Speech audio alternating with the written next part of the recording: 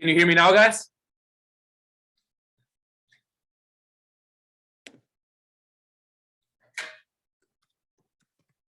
Awesome. Guys, I'm just setting up a few more last details here. So you guys, if you want to, you can please feel free to unmute yourself, turn your camera on, get to know each other. I'm expecting more people to be logging in the next 5 to 10 minutes, but we are here a little early. So if you guys do want to kind of meet with each other, talk, that's going to be awesome. If not, I will join you guys in about 5 to 7 minutes. I just need to finish up something real quick so we can make sure that the presentation is going good. Sounds good, everyone? For those of you who haven't used Zoom before, on the left hand side on the bottom, you have the video and the microphone. So feel free to turn your videos, your camera on, and unmute yourself, and you guys can talk to each other. Okay, I'll see you in about 5 minutes.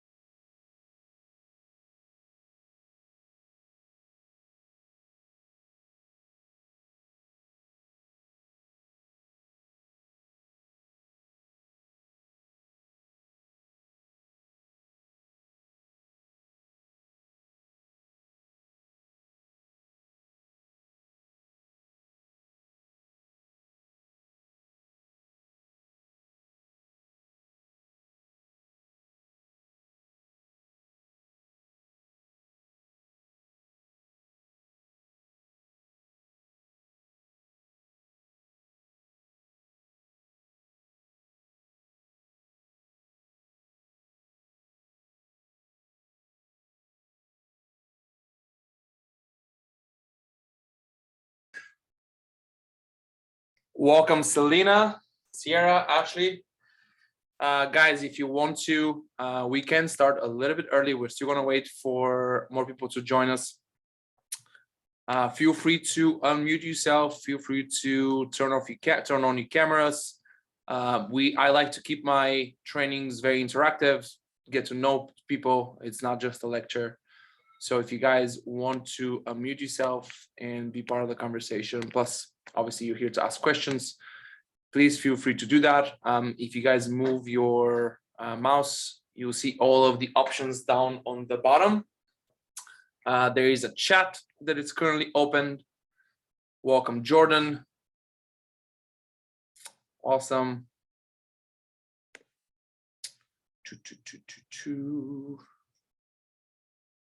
Can everybody hear me? You can either respond in the chat or unmute yourself. I can hear you. This is Ashley. Hi, Ashley.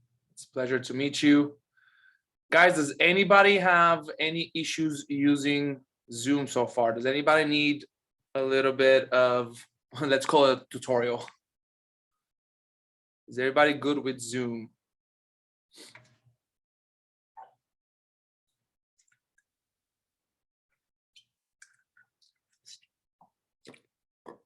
About 5 minutes, guys. 5 minutes. We're gonna wait to see how many more people can we get. Do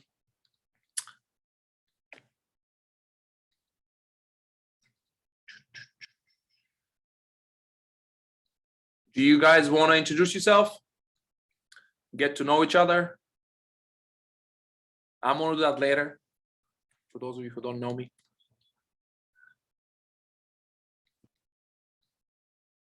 Hey, Jordan. What up? How we doing? Pretty good, man. How are you? I can't complain. For previous experience, it doesn't get me anywhere. So, Yeah. can you guys hear me okay? Yeah. Perfect. See me okay? Fantastic. Jordan, where are you calling us from? Near Breckenridge, Colorado, in Alma. Nice. Out here in the woods, man. Nice. Looks beautiful. Yeah, that's my house. This is my front deck of my house. That's awesome, dude. Yeah, it's cool.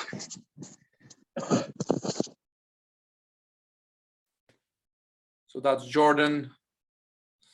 Guys, we're gonna wait for another maybe five minutes. I wanted to log in early just so we can have the chance to, as I said, I like my trainings to be very interactive and for people to kind of know each other because it's a community of bartenders. So it's always good to support each other and get to know each other.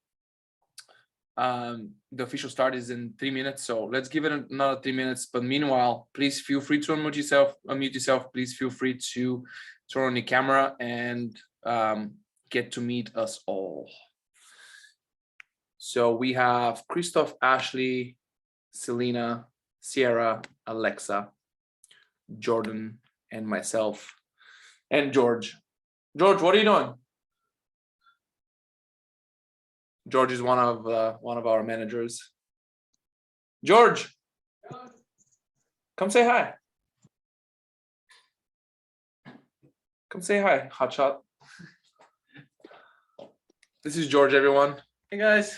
You probably see him on Instagram or TikTok. He's the one who pretty much moves all the events now. It's true. Awesome. We are gonna start in 2 minutes.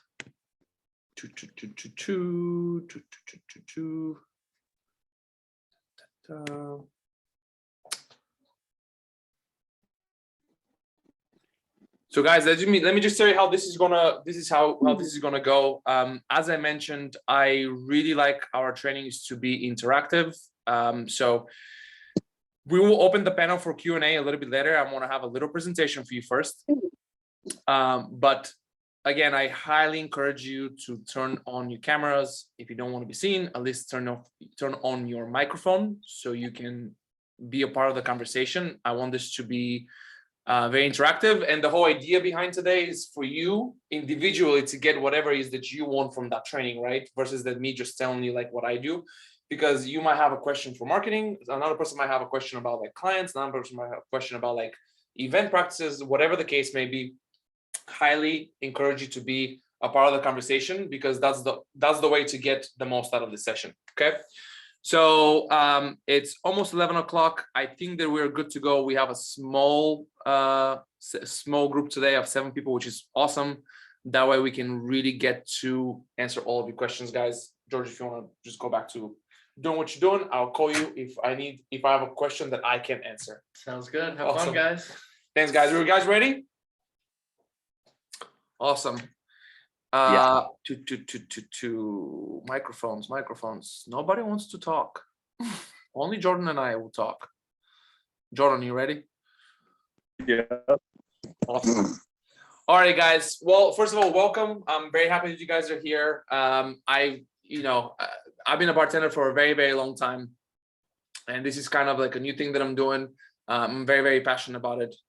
Speaking of which, how many of us here are bartenders? Are you guys all bartenders? Jordan, are you a bartender? 15 years, man. Nice. So do you guys all bartend in currently? Yes. I'm Awesome. I'm unemployed right now. The place that I work is closed right now for remodel for like 3 months. Oh boy. Are you on any kind But of I've been there. benefits at all or anything like that? Oh yeah, dude, unemployment, baby, 700 a week. Nice. Yeah, I know a little bit about that when my business was shut down for like a year and a half. So thank you, Uncle Yeah, Phil. like, And It's basically it's similar to like a COVID closure. It's a temporary business closure. So they're just like remodeling Yeah, and stuff. and it's yeah, we're changing the concept to a from an American grill to a tequila bistro.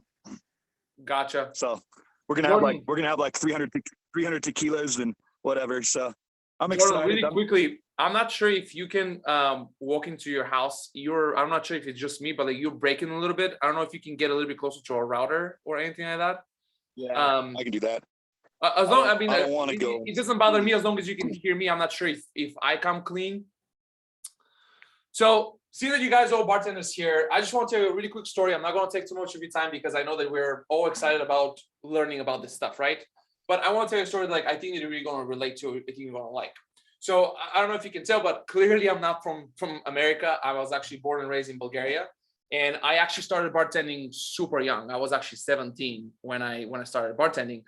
And I bartended in Sofia, one of the biggest cities in Bulgaria, and I've done like restaurants, clubs, and I absolutely fell in love with bartending for many reasons, which we're not going to discuss. You guys know like why bartending is so appealing for everyone.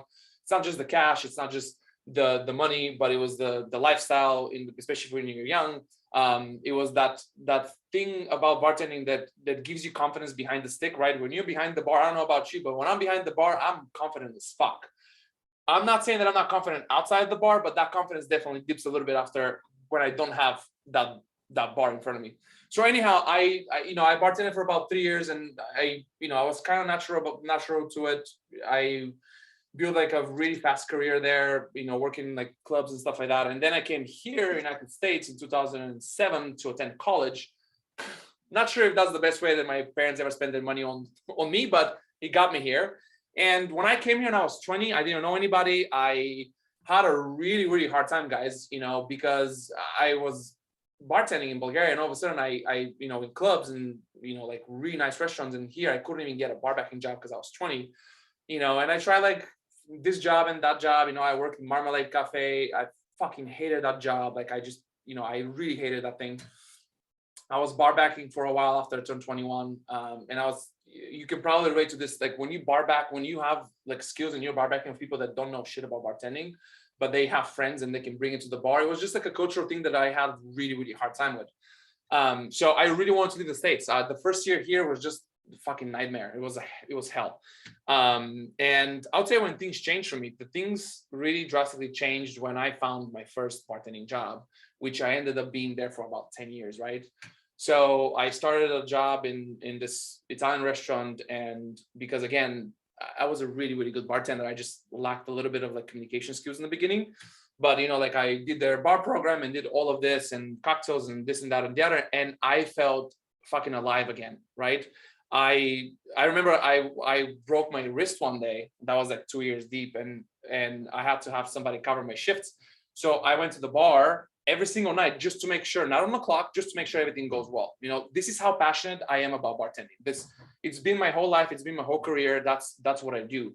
So why am I telling this? The reason why I'm telling this is because I am defined by being a bartender. That literally defines who I am. And it, at some point, saved my life. not in that way, but it saved my life, because if I was to go back to Bulgaria, no, I don't want to say bad things about my country, but that wouldn't got me anywhere, right? So that bartending job, like, literally built my confidence and defined me as a person. So how many of you can kind of relate to what I'm talking about? Does anybody know what I'm talking about? Do you guys define yourself as, like, I'm a bartender by nature? Is that just me? Anybody, guys? Feel free to unmute yourself, guys. I would love for this to be an open discussion. Okay, we have some people in the chat saying for sure, right? And the reason why I'm telling you this is because I have a lot of people telling me, like, oh, but you do this and you do that. It's like, no, like, listen, I am a bartender. Everything that I've built in the last 5, 6, 7 years is because of my bartending hustle, because we are hustling people, right? So what I did is, like, I tried a lot of stuff before bartending, and then I tried a lot of stuff after bartending. 10 years down the road, I got really burned out behind the bar, and that's something that it's just inevitable. I know most of us here are probably my age, some of us might be younger, but the burnout behind the bar, it's just inevitable, because it's such a demanding job. And this was the second time of my life when I got really, really down, like really down the dumps, because as I mentioned, I was defined as being a bartender, and all of a sudden I find myself in a place where I was completely burned out. I fucking hated going to work. And worst of all, I was working for people that were not my bosses, they were my family. Like, I was working in an Italian restaurant. The owner was like 75 years old, and she was like my grandma. Like, we watched Juventus games. I'm a huge soccer fan. We watch games together. She's like my grandma, and I felt like I was disappointing her. And I really had a hard time living with myself. You know what I mean? So I tried other things. I tried real estate. Wasn't for me. I tried other things that were not bar related. And then finally, what I did is I opened a restaurant. And let me tell you this, the biggest mistake of my life, which I don't regret, because it got me, I learned a lot of lessons from it, but I owned a restaurant for 1.5 years. So let me tell you what happened in 1.5 years. A 1.5 years, I spent about $250,000 of my own money that I saved over like a period of 10 years with my partner. He also invested like almost double of that. We lost everything for 1 year. We worked 70 hours a day. We didn't make a single dollar. So that was just the worst experience in my life, which eventually led me to cocktail catering. And for those of you who watch my videos, you maybe know, but I actually got into cocktail catering by luck, because I actually opened a bartending school after the restaurant, and the bartending school slowly but steady transitioned into cocktail catering. And honestly, guys, this is why you're here, but I'm going to be telling you from the bottom of my heart, this is the best decision I've ever made, even though it was by luck, because cocktail catering has allowed me to enjoy my life. Not only do I make more money than I ever did bartending, but I actually have free time and weekends off. And the best part about what I'm doing right now, honestly, is that I feel very fulfilled. I go to work with a purpose, right? Because that last 1.5 years of going to the bar without a purpose, with like you hating the customers that you once loved, you hating the bar, it was just so fucking tough, right? So this is why cocktail catering is something that I'm very passionate about, because again, this is what put me in the right path of life, right? And today we're going to talk a lot about a lot of things, and I want you guys to ask the questions that you're here to ask. But before we start, I just want to tell you a little bit about cocktail catering, because I still think that as a business, this is something that most people don't really know, don't really understand. So there's 2 things that I want to tell you about cocktail catering. First of all, I want to tell you that cocktail catering is very flexible trade, right? Meaning that you don't have to drop everything and just go for a new career, right? You can build your business without having to sacrifice too much, without having to stress for money, and then you can build it as big or as small as you want it. And we'll talk about the building of the business in a little bit, but you can have it as a means of like extra money, or you can build it as something that I did, which is to create an actual company that lets me be out of the bar. But we'll talk about it in just a second, right? And the second thing I want you to know about cocktail catering is the actual business side of cocktail catering and how we make money, which we're going to go a little bit deeper. But a lot of people ask me, like, well, how do you actually make money? Like, why is that different than, in other words, why is that different than bartending at the bar?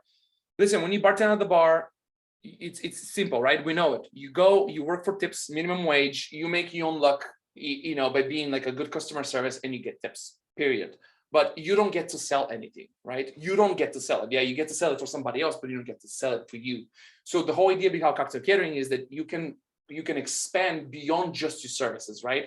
First of all, your services will be compensated at least double the rate, right? Because it's a different kind of business and it's a different kind of demand. And then on top of that, you can sell things. And a lot of people tell me like, well, how do you do that legally and stuff like that? It's actually a lot easier than everybody thinks, because there's a big loophole, because that's a service. If you don't provide the liquor, you're providing just a service, and all you need so you can resell like the things that we do, and I'm going to show you in a little bit how we price and how we do things, is a little resale license, which costs $79, right? I don't know another business that you can start for $79 as far as like registrations, right? So this is what the whole idea behind cocktail catering is, that you can make sales that are beyond your bar service. Does that make sense to everybody, guys?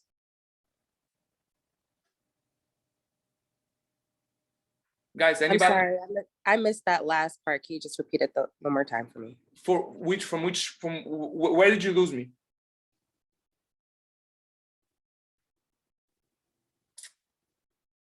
Where did you guys lose me?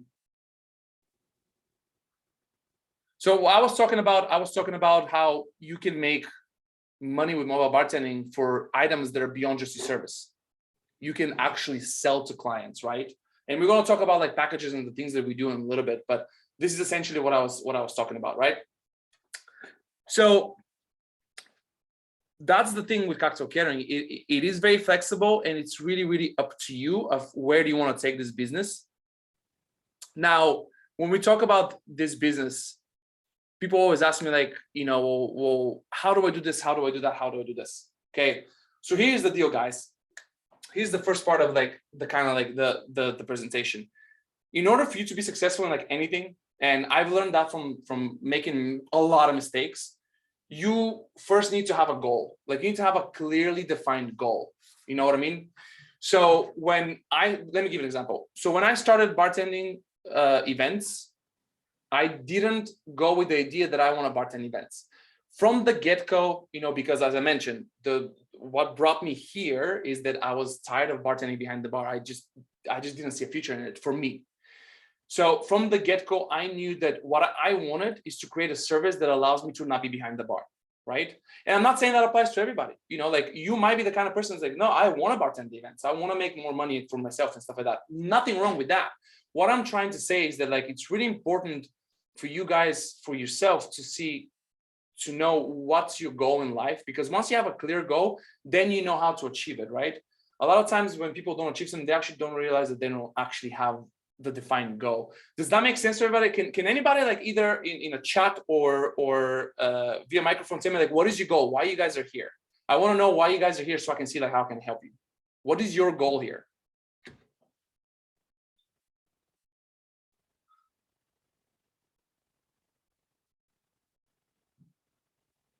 Anyone? Boris, what's your goal here?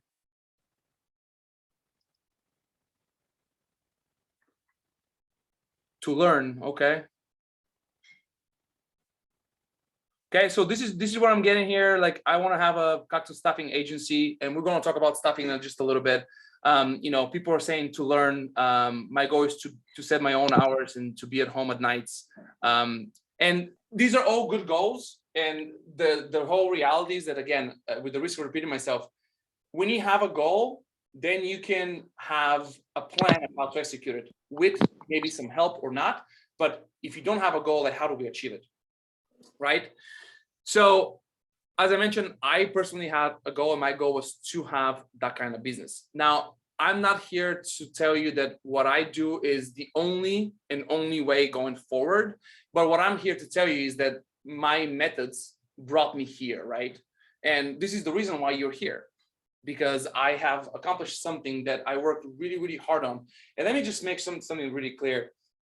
I don't have any kind of special training. I don't have a fancy college degree. I am a foreigner.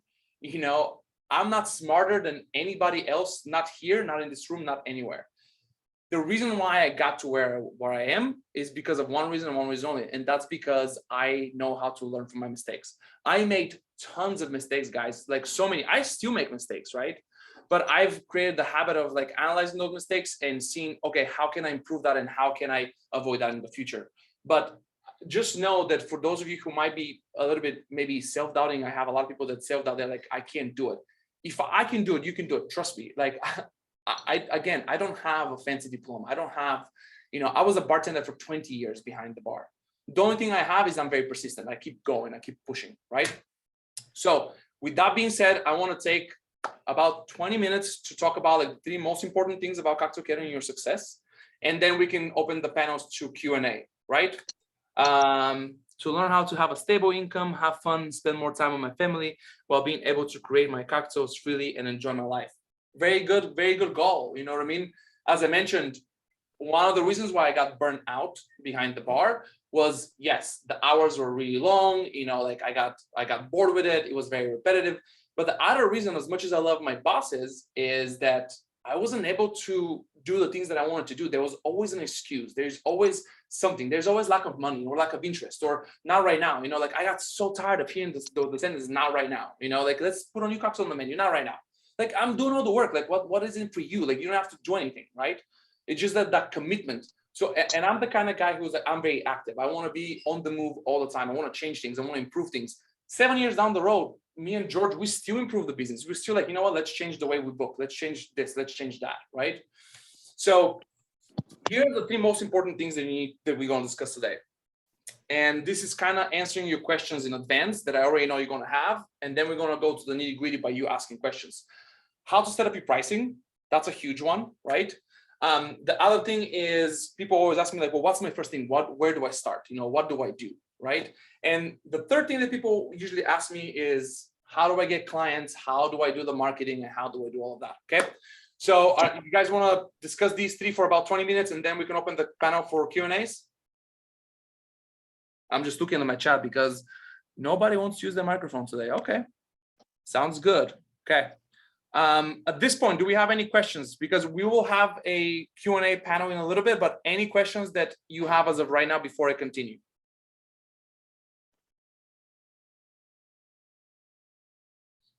Nope.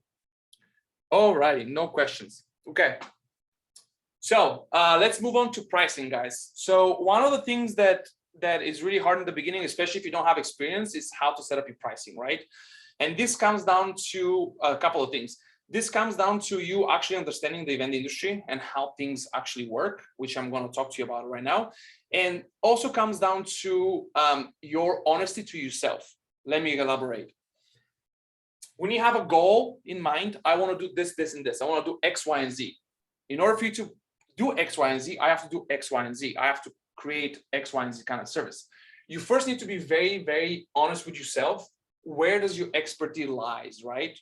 So just know that the market is so huge and the demand is so amazing right now that you don't have to necessarily be a craft cocktail guru to succeed, right? There is market for this and there is market for regular bartending service, right? There is market for all of it. And really quickly, I want to tell you why cocktail catering has become so popular. I'm not sure if you guys have seen it, how many companies are popping up left and right. And we're not talking about the United States. I'm talking about everywhere. Like in Germany, Austria, Eastern Europe, South America, everyone is doing it. And there's 2 main reasons for it. Reason number 1 is that you have to understand catering or the bartending was part of catering for a long time. The food caterers, they took care of the bar because back in the day, events, plastic cups, vodka soda, whatever, blah, blah, blah, blah, blah, right? But bartending has changed. The demand for craft cocktails, the demand for good bartenders, like well-dressed, professional, not just the bartender who's just slinging drinks. That demand has become so huge that, food companies, they can't supply that because they don't have the time, they don't have the means, and they're so focused on their food. That's why in the last 5 to 10 years, you see like a massive division between food and beverage as far as events goes, right? And the other thing is that, like, think about it this way. Craft cocktails, having a craft cocktails have become more than just having a craft cocktail. It's become an indicator of like status and like wealth, and people indicate having a craft cocktail with having a good taste, right? So that demand was first at the bars and the restaurants. Vodka sodas and cosmopolitans were replaced by egg whites and activated charcoal and stuff like that. And then that translates into like the home. How many people do you see like being home enthusiasts and stuff like that? So that having that culture of having good cocktails, not necessarily craft cocktails, but like a well-made drinks, has become huge in the culture of human beings, right? So these are the reasons why cocktail catering has become so popular. And when you understand how things used to be with the caterers, how they used to charge, how the event industry works, and when you understand your true value, then you can start pricing, right? Actually, I have something for you. I want to show you. So this comes actually directly from my course. I want to show you how you can set up your labor prices with a little 1-minute video that doesn't compensate everything, but it just gets you like a general idea of how you should start thinking about pricing. You guys ready to watch that video? And to answer Selena, yes, we are recording this, so I'm gonna send you that recording. Okay, so I'm gonna share my screen with you guys here. Please let me know if you can see it. I can't see the chat right now, so please tell me if you guys can see my screen. Somebody with a microphone, can you see the screen? We could see it. Perfect. Okay. Let's find this bad boy. There you go. Okay. Let me minimize this. Alrighty. Because your labor prices will depend greatly on where you conduct your business. To come up with a competitive and fair hourly rate, take the average tips in a bar shift in your town, divided by the average length of a bar shift in your town, and add the minimum wage in your state into the equation. So let's say a bartender makes an average of $150 for 6 hours. And let's say the minimum wage in your state is $11. That will give you 150 divided by 6, which is 25, plus the $11 for minimum wage. So you should charge no less than $36 per hour for your bartending services.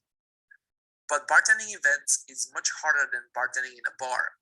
And if you do big events with other employees that you have to lead and manage, you should consider yourself an event manager bartender, and you can easily double this rate. So using this example, you can easily charge $72 per hour for your bartending services. Okay, everybody good? Do you guys have any questions about this video? So super simple, right? When we talk about like event manager, event coordinator, however you want to use it, you know, you have to learn to play the marketing game, by the way. As much as we don't like it, we have to, right? We have to use very strong words and language so you can communicate our value to our customers, because one of the hardest things is to convince a client that your service is $1,000, because they think of mobile bartending as bartending. They're like, well, how much would a bartender make if they go to a bar? You know, $200, $300, $500 maybe. So why is this guy charging me $1,000, right? Well, that's you understanding is one thing, but making them understand, that all comes from using the power of language, right? And when you do that kind of pricing, you have to make sure that whether you are doing it through an email or through a phone call, that those values are represented or presented to the customers in some way so they understand what they're paying for. So this is as far as like labor, right? And this is a very beginning instructional videos. You know, we have tons of things like that in the course, but I just wanted you to understand like how to think about you bartending, right? If you are the bartender for that event, the only one, you really shouldn't be labeling yourself as a bartender, and you shouldn't be paying yourself what you pay the bartenders, because you're part of the planning, you're part of the execution. There's probably going to be time spent in emails and stuff like that. We actually charge production fee, right? So if I charge $100, that's my price. I charge $100 for a coordinator, whether that's myself or George or one of the other people that we have on staff, doesn't matter, but they're $100 an hour, minimum of 5 hours, because I have to make sure this guy makes $500, right? Because if he doesn't make $500, what is his whole incentive to cover a shift? Let's say he's working in another bar and come work for me. I'm lucky that my business is big enough now that my bartenders don't work anywhere. They just work for me. But in the beginning, it was all independent contractors. It was all friends. So I'll be like, hey, can you work? Yes. So I have to make sure that they make that kind of money, right? So when you charge that kind of pricing, your marketing, your communication with the client has to be like really, really good, so they understand what they're paying for. Because convincing the client, that's half the battle, right? And then, can you give that breakdown again? Do you guys want to watch the video again? Okay, I'll play the video one more time. Sorry, somebody missed it.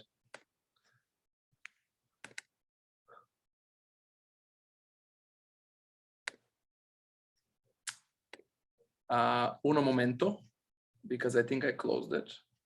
Yeah. There you go.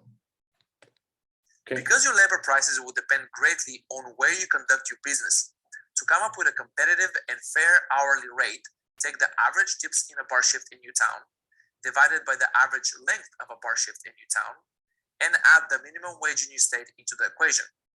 So let's say a bartender makes an average of $150 for 6 hours.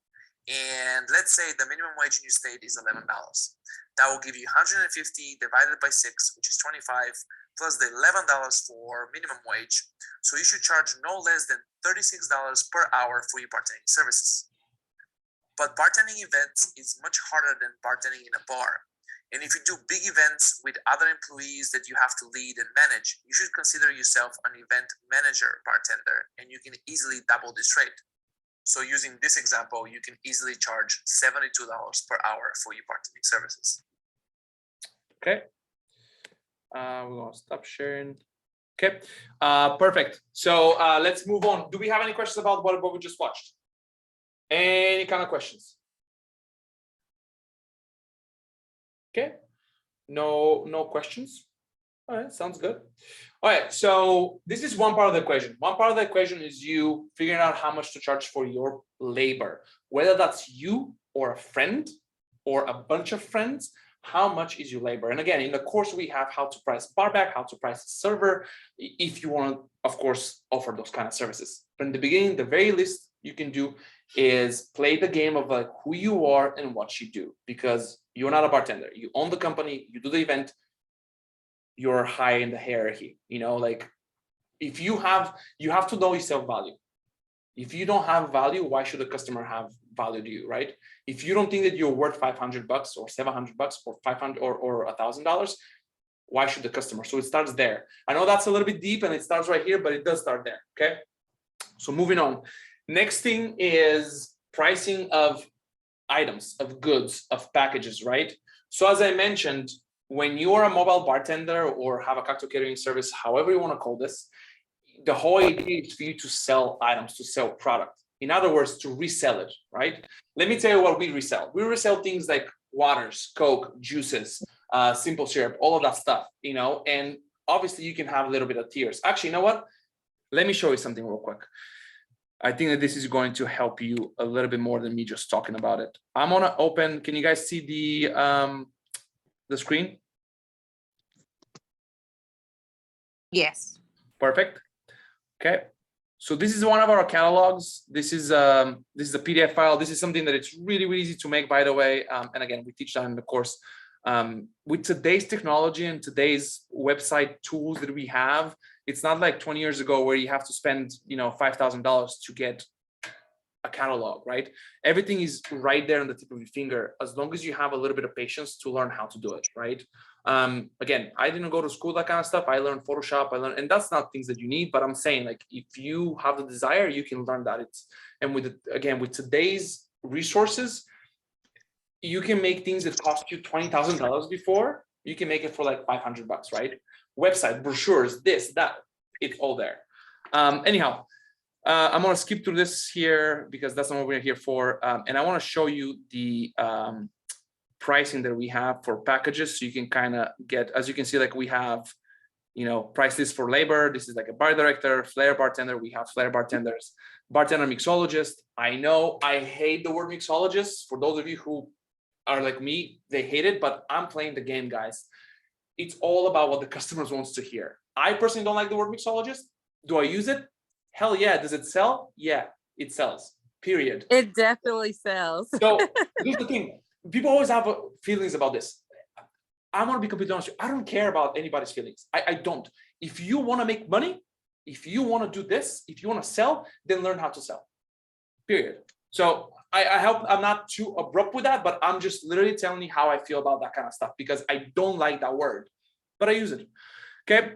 Anyhow, we're going to go to, wait, did I miss it? No, I didn't miss it. Okay. So let's, can you guys see well? I'm going to just minimize this just a little bit. Is that better? Can you guys read it?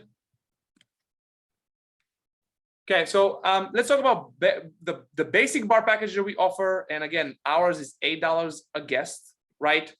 Now we're in a big market. We're in Los Angeles. I'm not saying that should be your price. Your price might be $4, might be $5, might be 10, might be 12, whatever the case may be. You will learn that as you go, right? A good starting point is always $1 per every hour. So if you have, and that's just a starting point, guys, that's the bare minimum. So let's say you have an event for 4 hours and you want to bring the things that we're going to discuss right now, you're going to charge $4 per person. So if they have 100 people, that package is going to be $400. And again, that's the bare minimum, right? So in our bar package, we include things like, okay, it says includes ice, napkins, skewers, straws, as well as sodas, soft drinks, garnishes for mixed drinks and classic cocktails, Manhattan, Negroni, Old Fashioned, Cosmopolitan, Lemon Drop, Daiquiri, Margarita, right? And this is the things that we bring, right? The client brings the alcohol, which we're going to talk about consulting with a client in just a little bit, and how do we add value to our service. And if you are the kind of person who can make craft cocktails, if you know your ability, if you believe in your ability, this is your time where you can have an upsell package. In this case, we have a craft cocktail package. Again, this is $10 a person. This is actually old. We actually now charge $12 a person for that. So that says includes all essentials from the basic bar package, plus homemade syrups, shrubs, purees, artisan garnishes, cocktail foams. Do you see what I was saying there? Artisan garnishes, another term I fucking hate. Does it sell? Yes, it does. So let's put our feelings aside and see what sells. Okay, I hope that makes sense. Okay, as well as assortment of herbs, seasonal produce, and creation of impressive signature cocktails for cocktail menus of 8 or more. Additional fees may apply. When the customer is reading that, they get a lot more than just craft cocktails, $10. Why am I paying $10 for? And we have to figure out the formula of how to charge, and then you have to describe your services in a way that makes the customer excited about it, right? Not like, oh, she's just charging me arm and a leg for nothing, right? So strong words like handmade, house-made, fresh, like when I jump on a phone with a client, I say those things. It's like, hey, listen, this is what you get, and you're getting this and this and that. Anyhow, do we have any questions about this before I stop the chat? No, this is awesome so far. Okay. Okay, I'm gonna stop the screen share. Okay. Moving on. So no questions here. I actually have a little bit of a script here because I can't memorize all the things that we want to talk about. So this is essentially what comes down to pricing, right? And the next thing that we're going to move on is marketing, and we're going to kind of put pricing into the marketing, because we just talk about how to create a package or how to price it out, how to price your services. But you also, big part of the pricing is actually marketing. How do you market it? What kind of verbiage do you use to describe the things that you do, right? So we're going back to the question, how do I get clients? What's my marketing like, right? People always ask me about marketing. That's the number one thing people ask me about. First of all, let me just tell you a little bit. I am not a marketing guru, but this is a passion of mine. And on my free time, I study marketing, whether that's through a YouTube channel, through some kind of course. I bought an online course. I love marketing, right? I love that kind of stuff. Didn't study it, but I'm in the process of learning it. Every single day I improve both the marketing for, even if you will, for this course, and the marketing for my own business. So the first thing I want to tell you about marketing is that marketing starts with understanding your goal, which we already discussed. You have a goal, right? Well, once you have a goal, then you're going to have a customer in mind. Let me elaborate. If you want to have a service that you're bartending, you're making good money and stuff like that, you're probably going to be a business to customer, right? When you're business to customer, your marketing goes left, right? Or right, whatever the case may be. Let's go with left.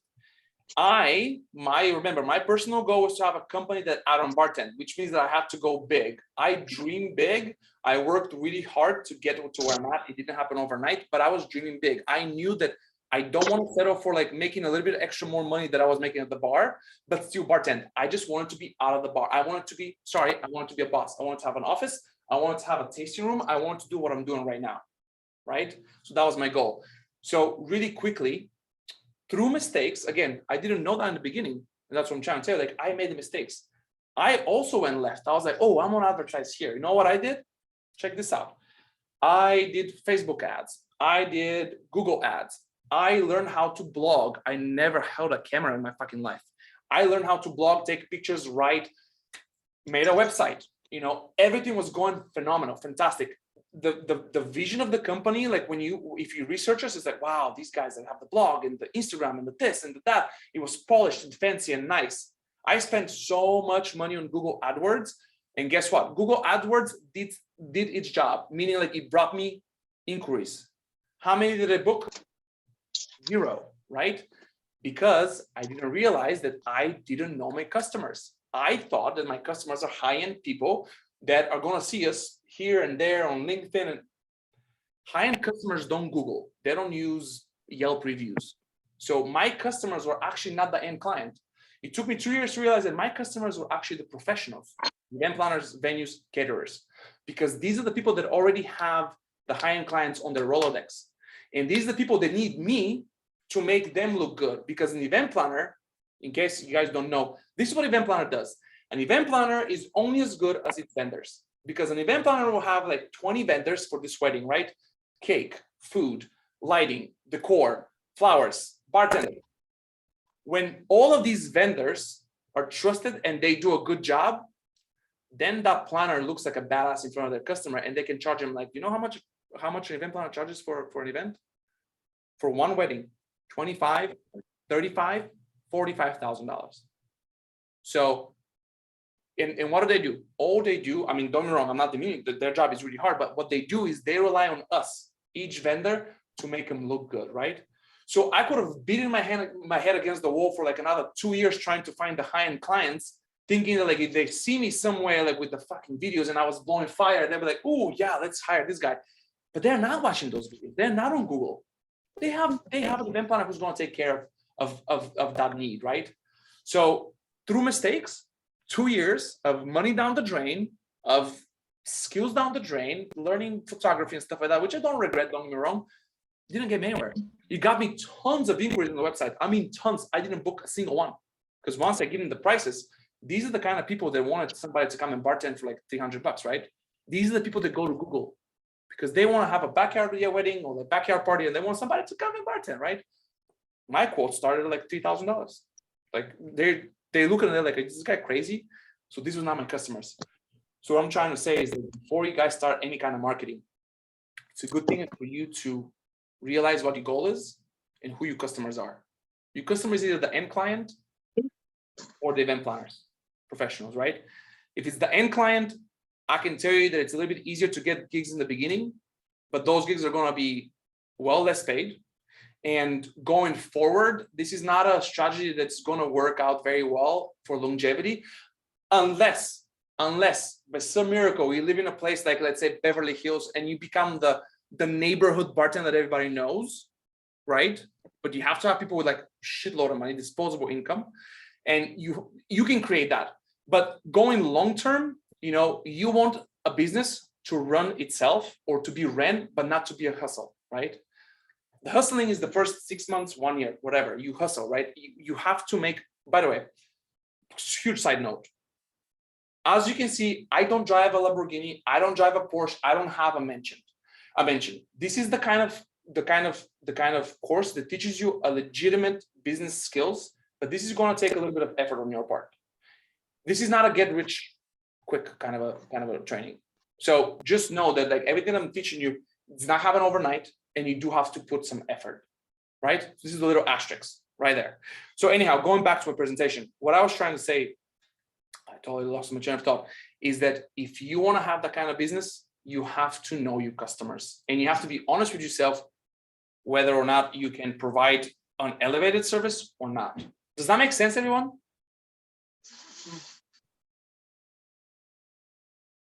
Yes. Perfect. Okay.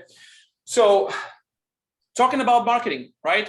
Another big mistake that I see all the time, right? And we want to talk about the language, the power of language. Let's say you have your goal. If you want to, after this session or right now, write down your goals.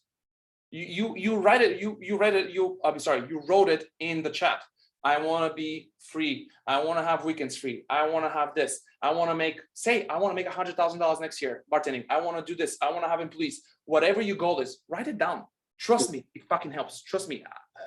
I was the biggest skeptical about that kind of stuff, doing that kind of like writing down my thoughts and stuff. It helps. It definitely helps. So anyhow, when you have your goal, when you have an understanding of who your clients are, know that when marketing is not promotion, marketing is not advertising. Part of marketing is advertising, but marketing is actually understanding clients' issues, problems, desires, and delivering something that fixes or indulges those desires, those needs, those expectations, right?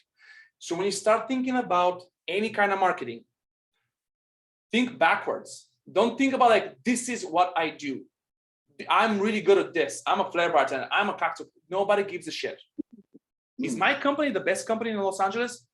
Hell fucking no. There's people that make better cocktails than me. There's people that make, you know, like they do more flair than me. There are people there, right? So I don't think of as like, oh, well, I do this, I do this. Always think about the customer. The number one priority is that, hey, how does this benefit me? So whether that's in an email, phone call, don't tell them what you do. This is what we do. You know, I mean, I tell people that, hey, we use this and this, but we tell them like, this is how this is going to benefit you. So always think about like, it's actually a very small, subtle change when you start writing copy or stuff like that. Don't think about like what you're good at. Think about like, what do they need and what are you good at that can support that need? Does that make sense? Does that make sense, everyone? Really important to know that it's all about the customer. It's not about what you do, at least in the beginning. Then later, if you get to connect with them, they will ask you what you do, okay? Guys, let me give you another example. This is something that recently happened like maybe 2 days ago, right? Answering the goddamn phone. Like, it seems like nobody knows how to answer a sales call anymore. It's insane, right?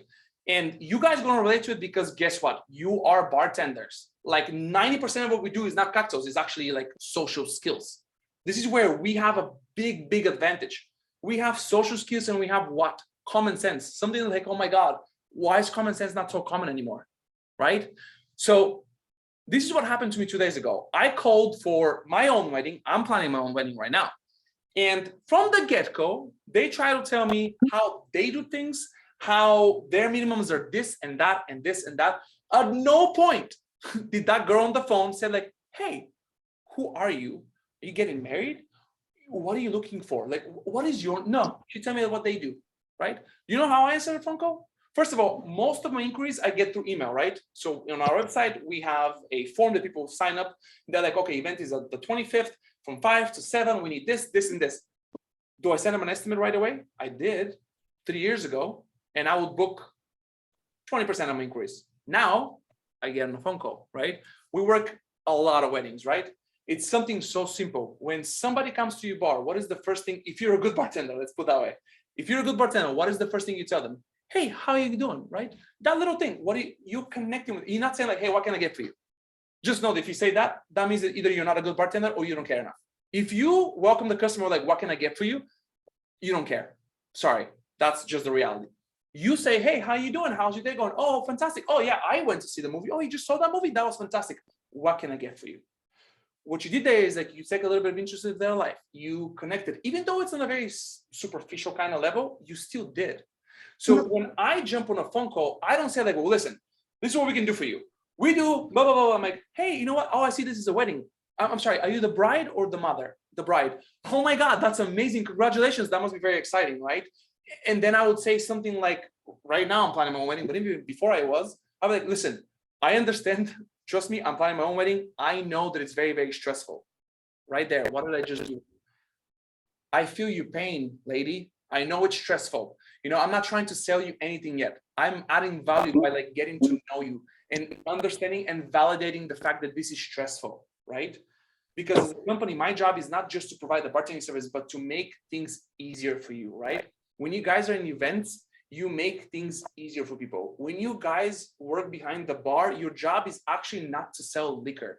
The liquor is your tool. Your job is to make a customer feel good. That is the only reason why people come to your bar, to make them feel good. People come either to socialize or to celebrate a win or to drink their sorrows because their team lost, whatever the case may be. If you look at it at a more granular level, people come to your bar to feel good. So you can make them feel good by making a great cocktail, or giving them a great customer service, or taking interest in their life, or all of it. When you're a good bartender, you do all of it. Same thing with that phone call. Oh my God, that's amazing. Congratulations. I understand that this is very, very stressful. So this is what we're going to do. I want to help you as much as I can. And then I give them value. You know what I do afterwards? I'll tell you, listen, whether you choose our company or not, this is what I'm going to do for you. I know this is stressful. I'm going to send you a preliminary list of all the alcohol and all the glassware and rentals that you guys need, so you can guys start budgeting. That way you can kind of budget a little bit better for the bar and see like if we're the right fit. What did I do there? I gave that lady a completely free information and service without even having to ask her, like, listen, if you book us, we're going to do this for you. Simple.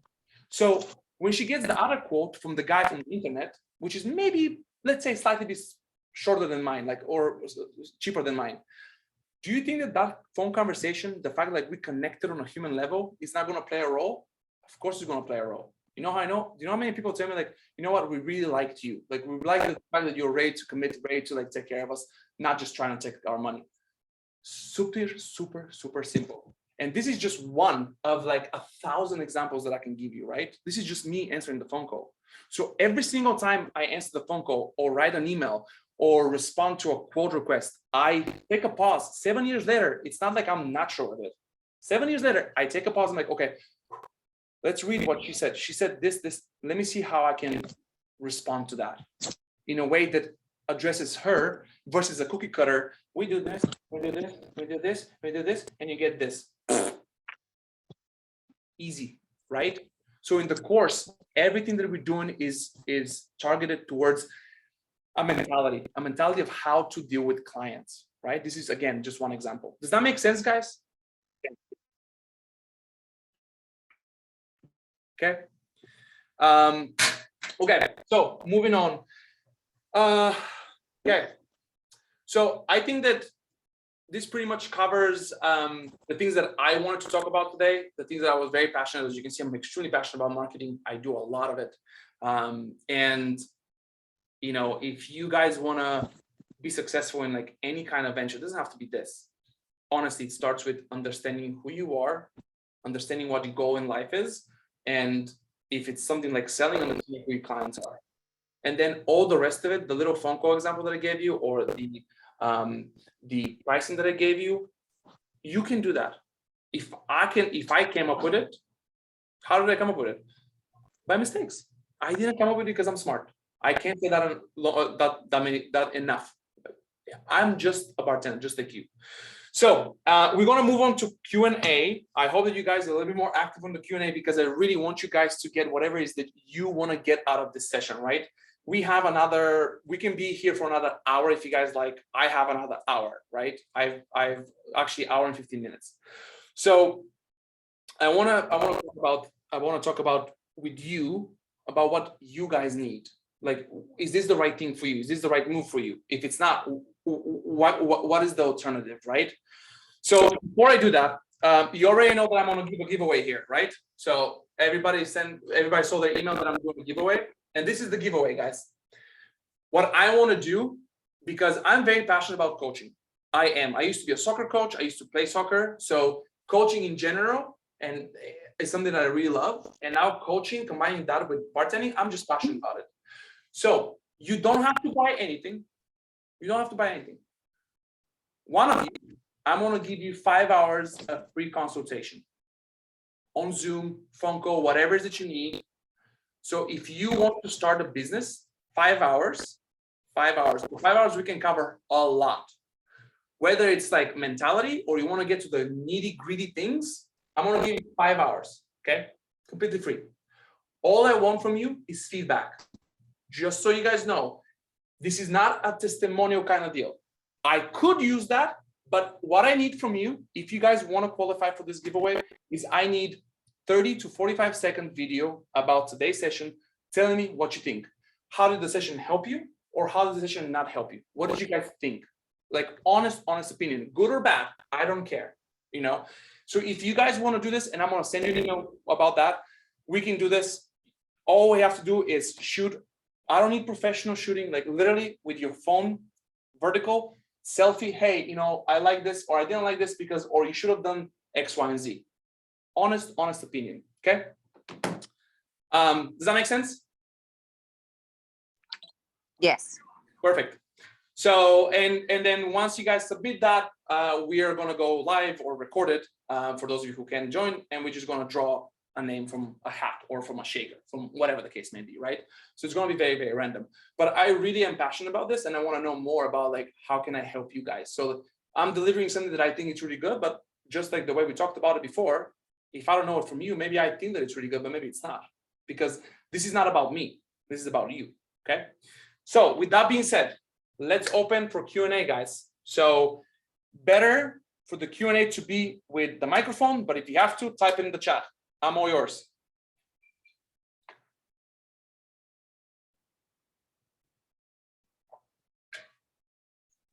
Very shy crowd today. Can you hear me?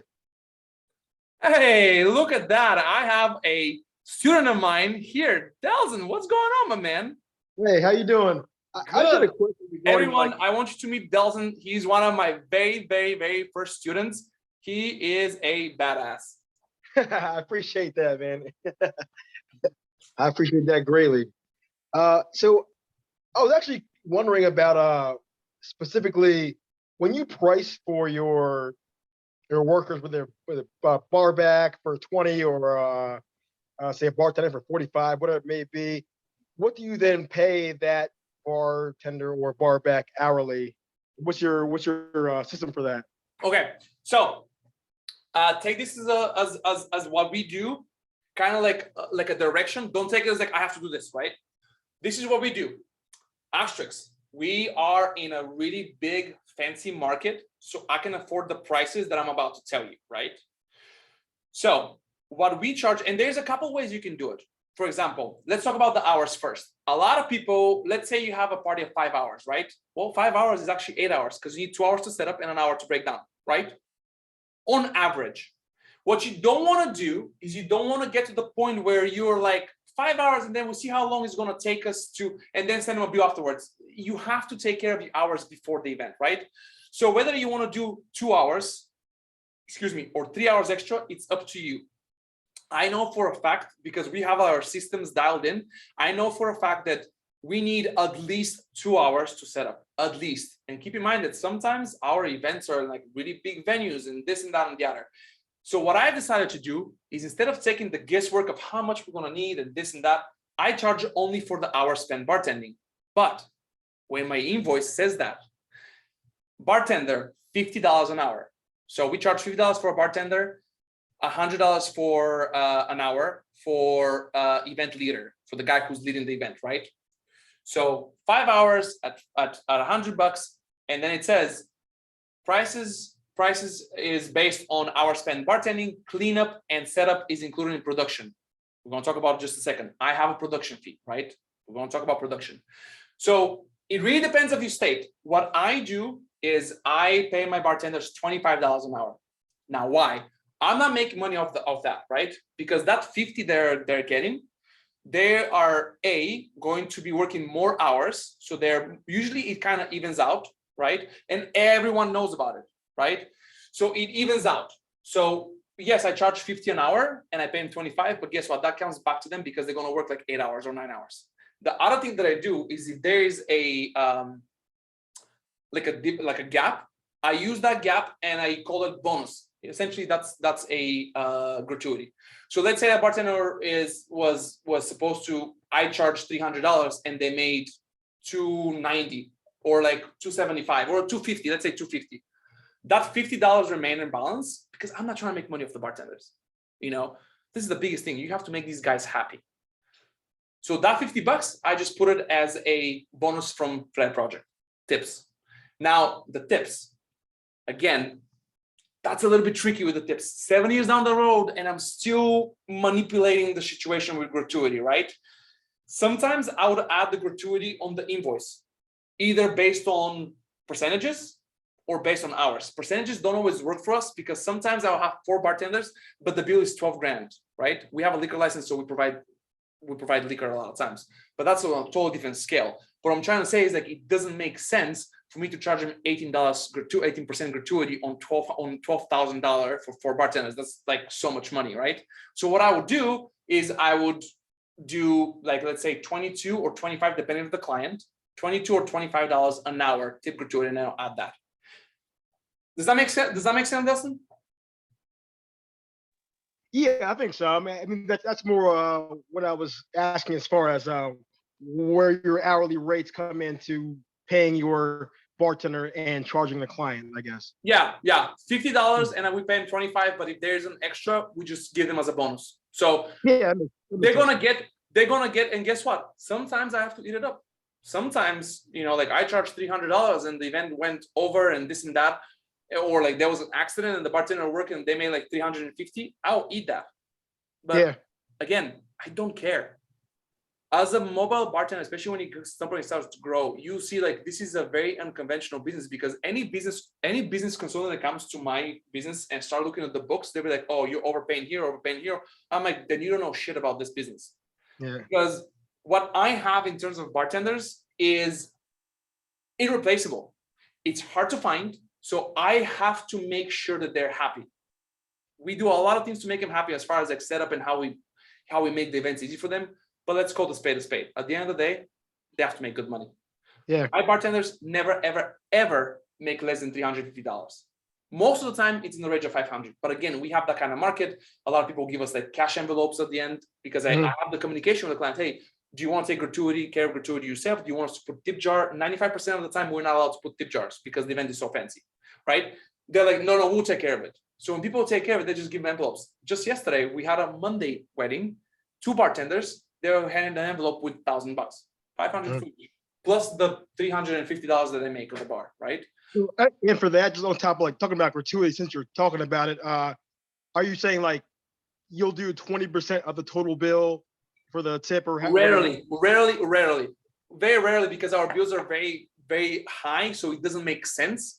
I would, because I have to make it to make sense to the client, right? Because then when they look in the bartenders, you charge them like $300 for the bartender, and then you paying them another like $700 for tips. Like, why? So when you start doing business, guys, don't tell anybody. There's no cookie cutter.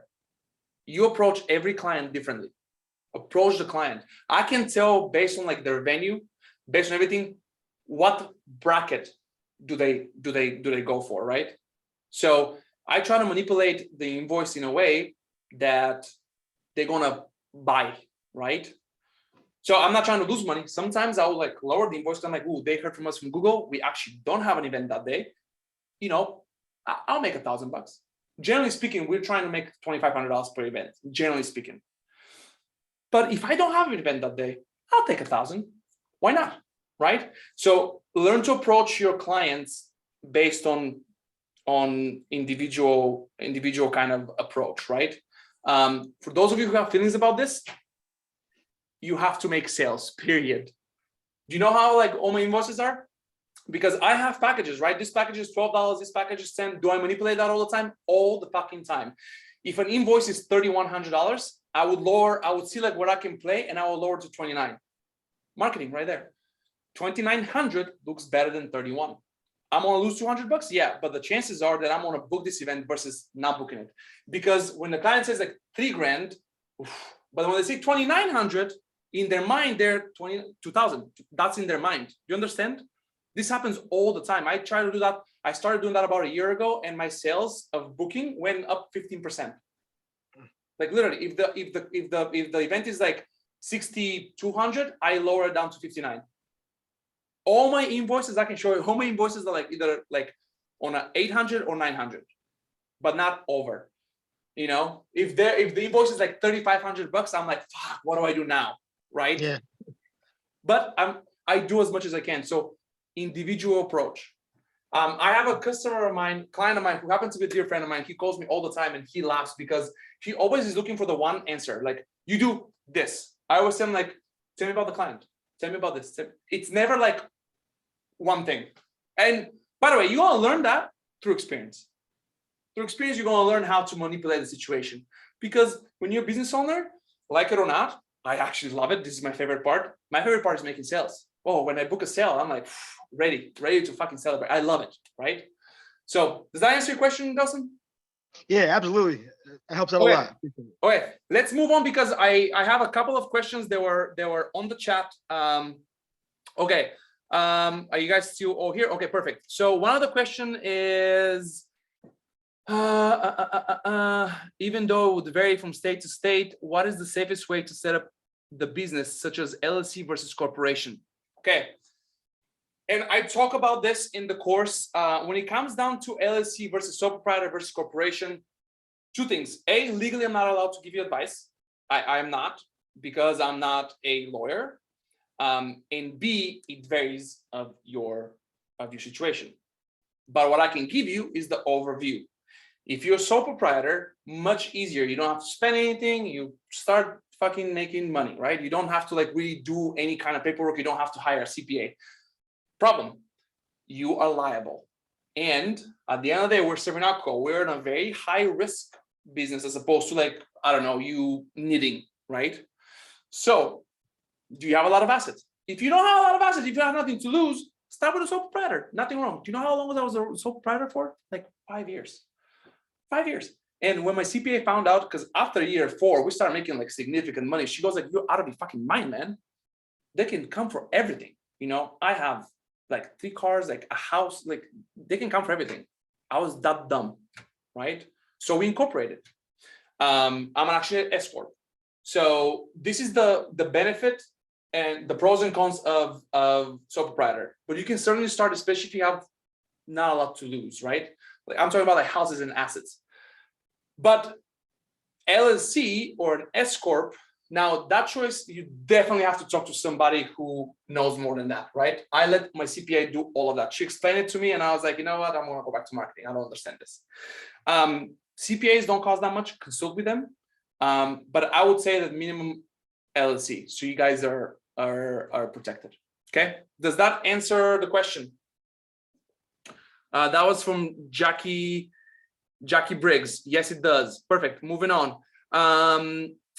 Is it easier to buy bottles or have the customers buy the bottles? If it's easier for us to get the bottles, how much we should expect to spend on inventory and bottles, and how much do we? Okay, hold on. If you don't have a liquor license, and I know that some states have a little bit of loophole, but in general, if you don't have a liquor license, you are not allowed to buy shit. You're not allowed to sell it. You're not allowed to give it to them, period, right? Just know the liquor license, again, I'm almost confident I speak for every single state, but I know that for at least 5 of them that I've previously worked with, liquor license gives you the right to sell liquor, but also gives you the obligation to sell liquor, right? What we are doing here versus my company is a little bit different. If you want to get to where I'm at, you can do that, and I can tell you a little bit how I did it in the first place. But when you first start, you are a service provider. You're not an alcohol provider, right? Does that make sense? Yes. Okay, so now, can you do it? Yes, you can. Do people do it all the time? Fuck yeah, all the time. I see it all the time. Do you know how much trouble they can get into? We're talking about jail time. So don't do it. Don't do illegal shit. I want this to be recorded that I told you not to do it. Now, here's the loophole. The loophole is that you can offer something like alcohol delivery and pickup, which nowadays is coming to be a little bit of an obscure service because a lot of the places like, you know, Bev and stuff like that would deliver. But if clients don't know, you can offer that. Now, legally, what needs to happen is they need to place the order and they need to pay for it. So let's say a client tells that, hey, listen, you're not going to upcharge them. Let's say like you want to spend $500 for all the booze they want. They say like, just go buy it and we reimburse you. That's also illegal. It doesn't matter if you make profit or not. If you pay and then you deliver to their house and they pay you, you sell the liquor, period. Oh, no, that's not what I mean. I mean, like, if I'm like bartending, like at an event, Mhm. and like, say, like, I need bottles, like, as far as like, do I have the client buy the bottles or should I bring my own person, like, bottles for the event? When you say bottles, what kind of bottles? Are we talking about bottles of alcohol? Or are we talking about empty Yes, bottles? alcohol bottles, sorry. Client. Client has to pay for it. Gotcha. What you can Okay.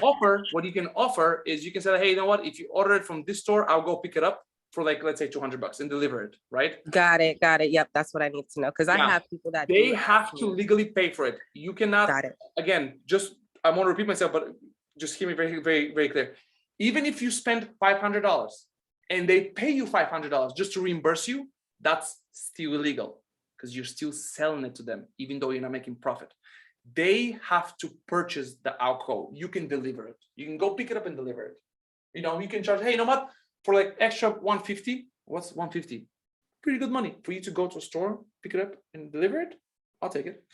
So that's what you can do, right? Okay, cool, moving on. Give me 1 second because I have to scroll back. Okay, we covered the LLC. On my way to work, sorry, can't talk soon. Okay, that's not a question.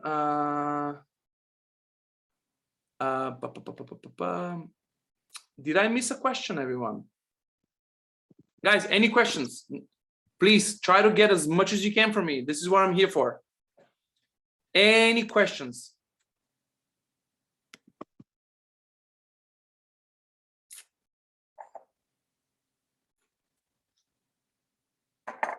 No questions?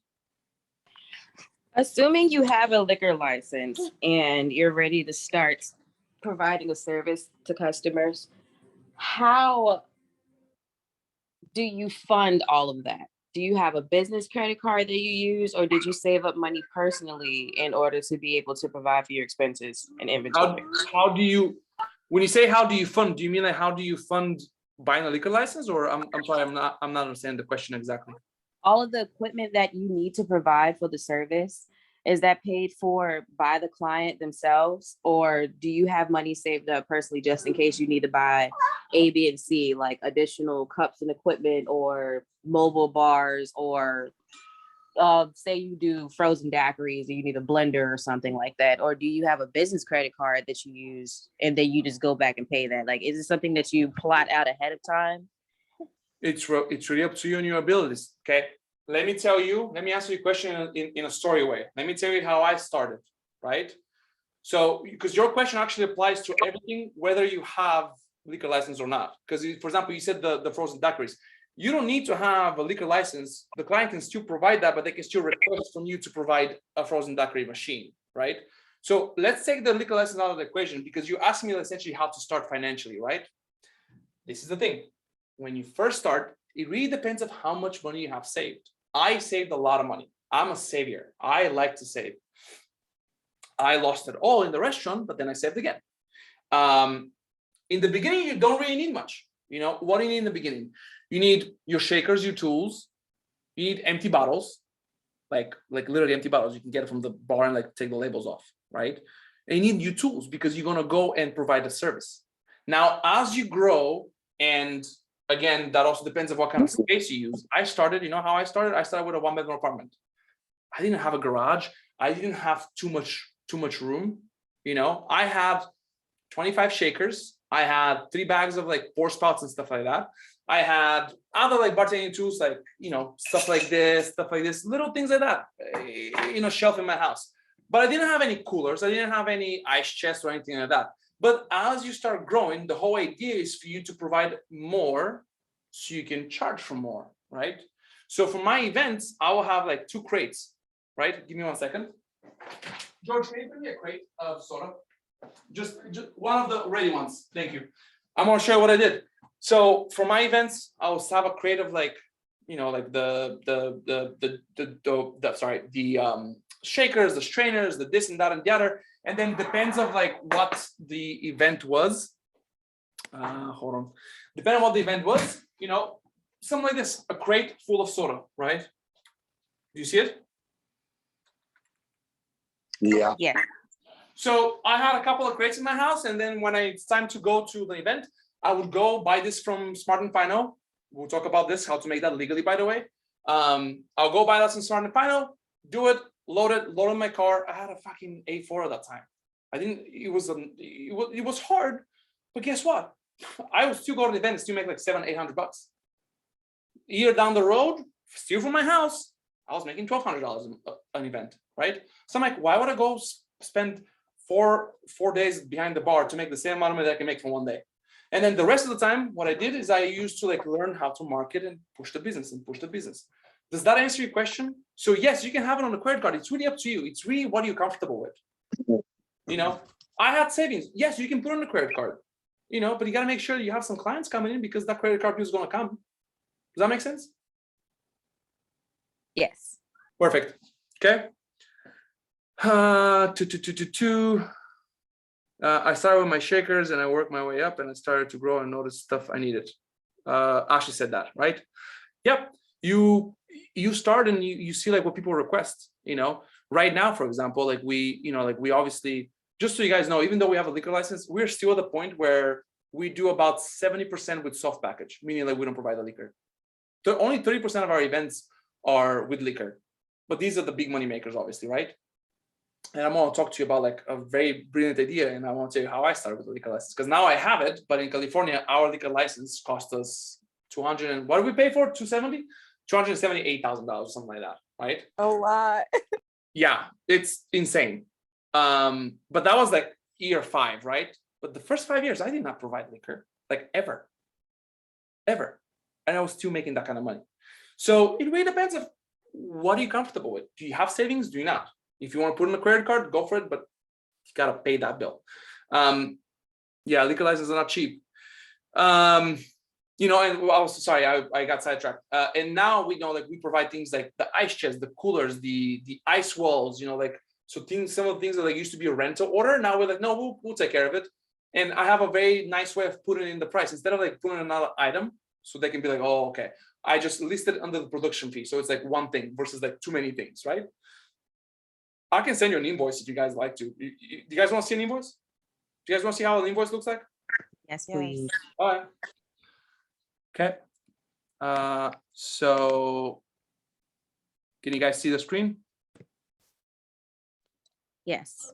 All righty. Yeah. Let's organize this stuff a little bit. I just redid my, there you go. All right, let's see. Actually, you know what? Even better. Hold on. Even better. What I have here is I'm actually going to show you how I do the invoices. So this is the thing, guys. I hated that there's no software for cocktail catering. Guess what I did? Fucking made my own. I am really good with Google spreadsheets, and you see what I did right now. Okay. I just like to take time to learn some stuff, right? So this is my email. This is my professional email. If it decides to load at some point today, of course. Come on. Okay, sheets. Let's try to find a customer that does not have the liquor, just so you guys can see what we do here. I think Kelly didn't have it. Jessica does. Oh, there you go. Okay. Here's an invoice. You guys can see clearly, right? Yes. So Yeah. just, you know, what I'm showing you right now, you have access to this in the full course. It's slightly bit different because mine is designated from my company, but this is how essentially an invoice looks like. Okay, you can see, you know, we have things like that I need to know: how many bartenders, location, which at this point is to be determined, what type it is, how many guests, how many hours of service. And these numbers are really important because I'm going to show you what I do with them, right? So event date, that was last Saturday, client's name, from what time to what time. As you can see, event bartender coordinator, $100 an hour, 6.5 hours, and see event coordinator to oversee the entire event from start to finish, price based on hours spent bartending, setup and cleanup included. Bartender, $50 an hour, 6.5. Certified bartender, again, certified bartender, you know, like make it sound nice. price based on our spend, bartending setup and included, right? Here's the soft package, various homemade mixtures, syrups, infusions, tinctures, artisan garnishes, blah, blah, blah, blah, blah, blah, blah. Ice, water for the bar only. This is really important. We'll talk about it. $8 a person, that's 20. See right here, see what I did here? That's technically 10. But because this was a client that I got from Google, I was like, you know what? We're gonna lower it a little bit.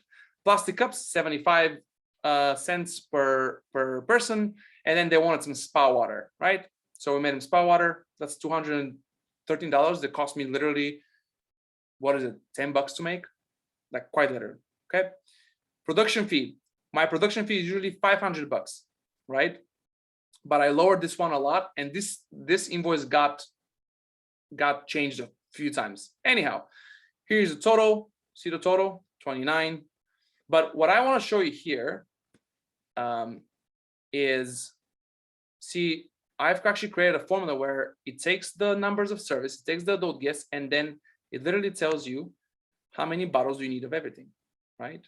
So see how it says Flair Project, that's the name of my company, suggested alcohol list, client's name. So I can just download that as a PDF and send it to the client right there, right away. Be like, hey, you know what? Whether you choose to contract us, I want to help you budget. Here's the preliminary list. Same thing with rentals, right? It's already filled out. So does that answer your question?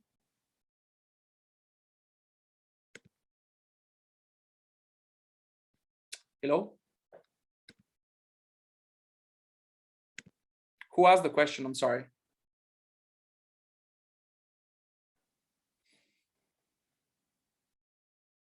Guys, we went awfully silent here.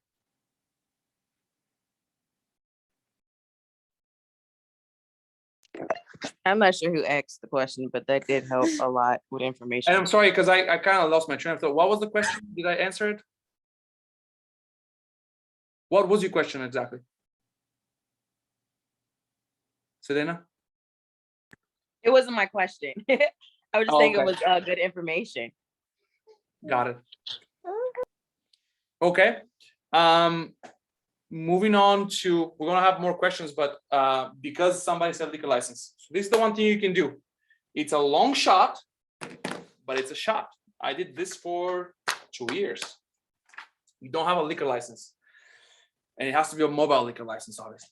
You don't have a mobile liquor license and you're like, okay, I want to make more money. Takes a little bit of work. If you're embedded in the bar industry in your city, find somebody who does have a mobile liquor license, like a bar. I found one that was a friend of mine, sort of ex-manager of mine. He bought a bar. It was a dive bar. They were having a tough time, you know, and generally speaking, you're not making a fortune from a dive bar. Even if the dive bar is like doing well, you're not making a fortune. So I approached him. I was like, listen, you have a mobile license. You're not using it.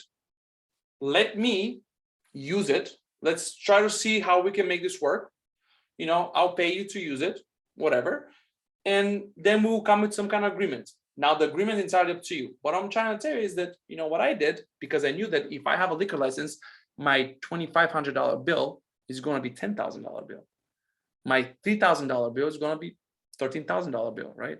So I'm like, my profit margins are going so much higher. Even if I have to pay that guy $1,000 for one day, if I'm making $8 grand, I'll make 7. Because without him, I would have made 0, right? And without me, he also would have made 0. Does that make sense? So if you're embedded, approach some people. If you know that they have a, approach them, see what they say. Hey, let's partner up. You know, I have this idea. I do this. You don't have to do shit. I take all the responsibility. I take the clients. I bring you the business. All you need to do is like, you know, obviously they need to trust you because you're putting their license on the line and you need to be very professional. But I'm just saying, don't have a liquor license. I don't want to hear there's no way. There's always a way. When there is a will, there is a way. If I can make it happen, so can you. Does that make sense? Yep. Okay. I saw that you charge 75 cents per person for plastic cups. What is the system for deciding how many plastic cups you need for different party sizes? Okay, so here's a mistake that I just did for this particular event. I bought 700 glasses for 122 people, right? Because I was like 6.5 glasses per person, enough. George had to go and get more glasses in like, what was it, like 2 hours before the event? Yeah. Yeah. So I did a mistake, you know? So as I said, you keep making mistakes. That was one of the mistakes that I did 7 years later. Because I was like, 6.5 glasses per person for the entire event, perfect. Here's what I didn't account for. That spa water station, because the spa water station was right there, and they, and also like my bartenders didn't set up, that was the servers. So the servers just grab glasses, put it in, because it's plastic cups, they're like just everywhere, right? So guess what? Next time for a party of 100, I'm bringing 1,000 glasses. And I'm charging more than 75 cents, by the way, because I actually lost money on that. That answer your question?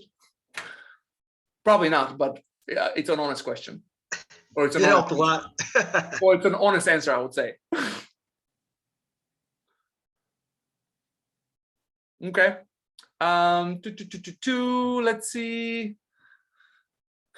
I pretty much do all my events by myself, and sometimes I get friends to work with me. How would you recommend getting bartenders to come work for events so you play more of an office manager role? Okay. That's just a fine combination of some things. First of all, and most importantly, your business should be able to afford that. Meaning that like you have to have enough revenue and enough high-paying customers or customers that can spend the money for you to offer that. Because that person that you are talking to, hey, George, sorry, he's outside breaking boxes. I want George to talk to you because he's one of my employees and he will tell you. These are the things, actually, give me 1 second. Give me 1 second. George, come in for a second. Yeah. So here's the thing. Money. Money moves the world. George, you like making money? Yeah. Money moves the world. Okay, second thing that I do, and this comes from like all the things that I just showed you, the software and everything, I'm extremely organized, right? I want to make sure that when events can be like fucking nightmare if you don't know what you're doing, if you don't have the dolly, and it's literally simple things. Don't have the dolly, don't have the parking instructions, don't have the gate code, things that like have nothing to do with bartending. So let me answer the question. He's going to answer the question. The question is this. What do you do to make sure that your bartenders are happy, to make sure your events are, why do you come work for me again and again and again? Why do you work for us? Why do you work for Flat Project? What's the benefit versus the bar or versus like another catering company? Camera right there. Oh, well, working for you versus another catering company is definitely the level of organization. Every time we show up to an event, there's a very clear schedule. I've seen you on your phone calls. That has to do with asking all the questions ahead of time, coordinating with the event planners and people who know the property, and figuring out all that kind of stuff makes it so that there's none or very few surprises every time we show up. Really important. Get on the phone call with the event planner or your client. Ask the questions. What kind of questions you should ask? I'll tell you. Keep going. Sorry. As far as events versus behind the bar, I mean, I overheard you talking about the burnout earlier. That was hitting me too after 15 years of bartending. And I love how events are new venues every time, new people every time. It just keeps everything fresh. And I also enjoy the back of the house hours as well. The serving hours is half or less than half of the job. Yeah. So you only really have to put on the face and the So 2 things: be organized, pay them well, period. and the money. If you pay them well and they come to the event when they know they're going to be taken care of, not thrown in a pit of like, oh, do this, do that. I don't know what the fuck is going on. Like, make sure that another thing. And again, you have to build a clientele to be able to afford that. But I always have a bar back. If they have like a cocktail bar and then a reception bar and people are gonna have to move, I don't want, he's in a nice clothes with a vest and stuff. I don't want him to move shit. Have the bar back do that. But again, we have the clients to support that. So you build your business, but the short answer is money and be organized. Does that answer your question?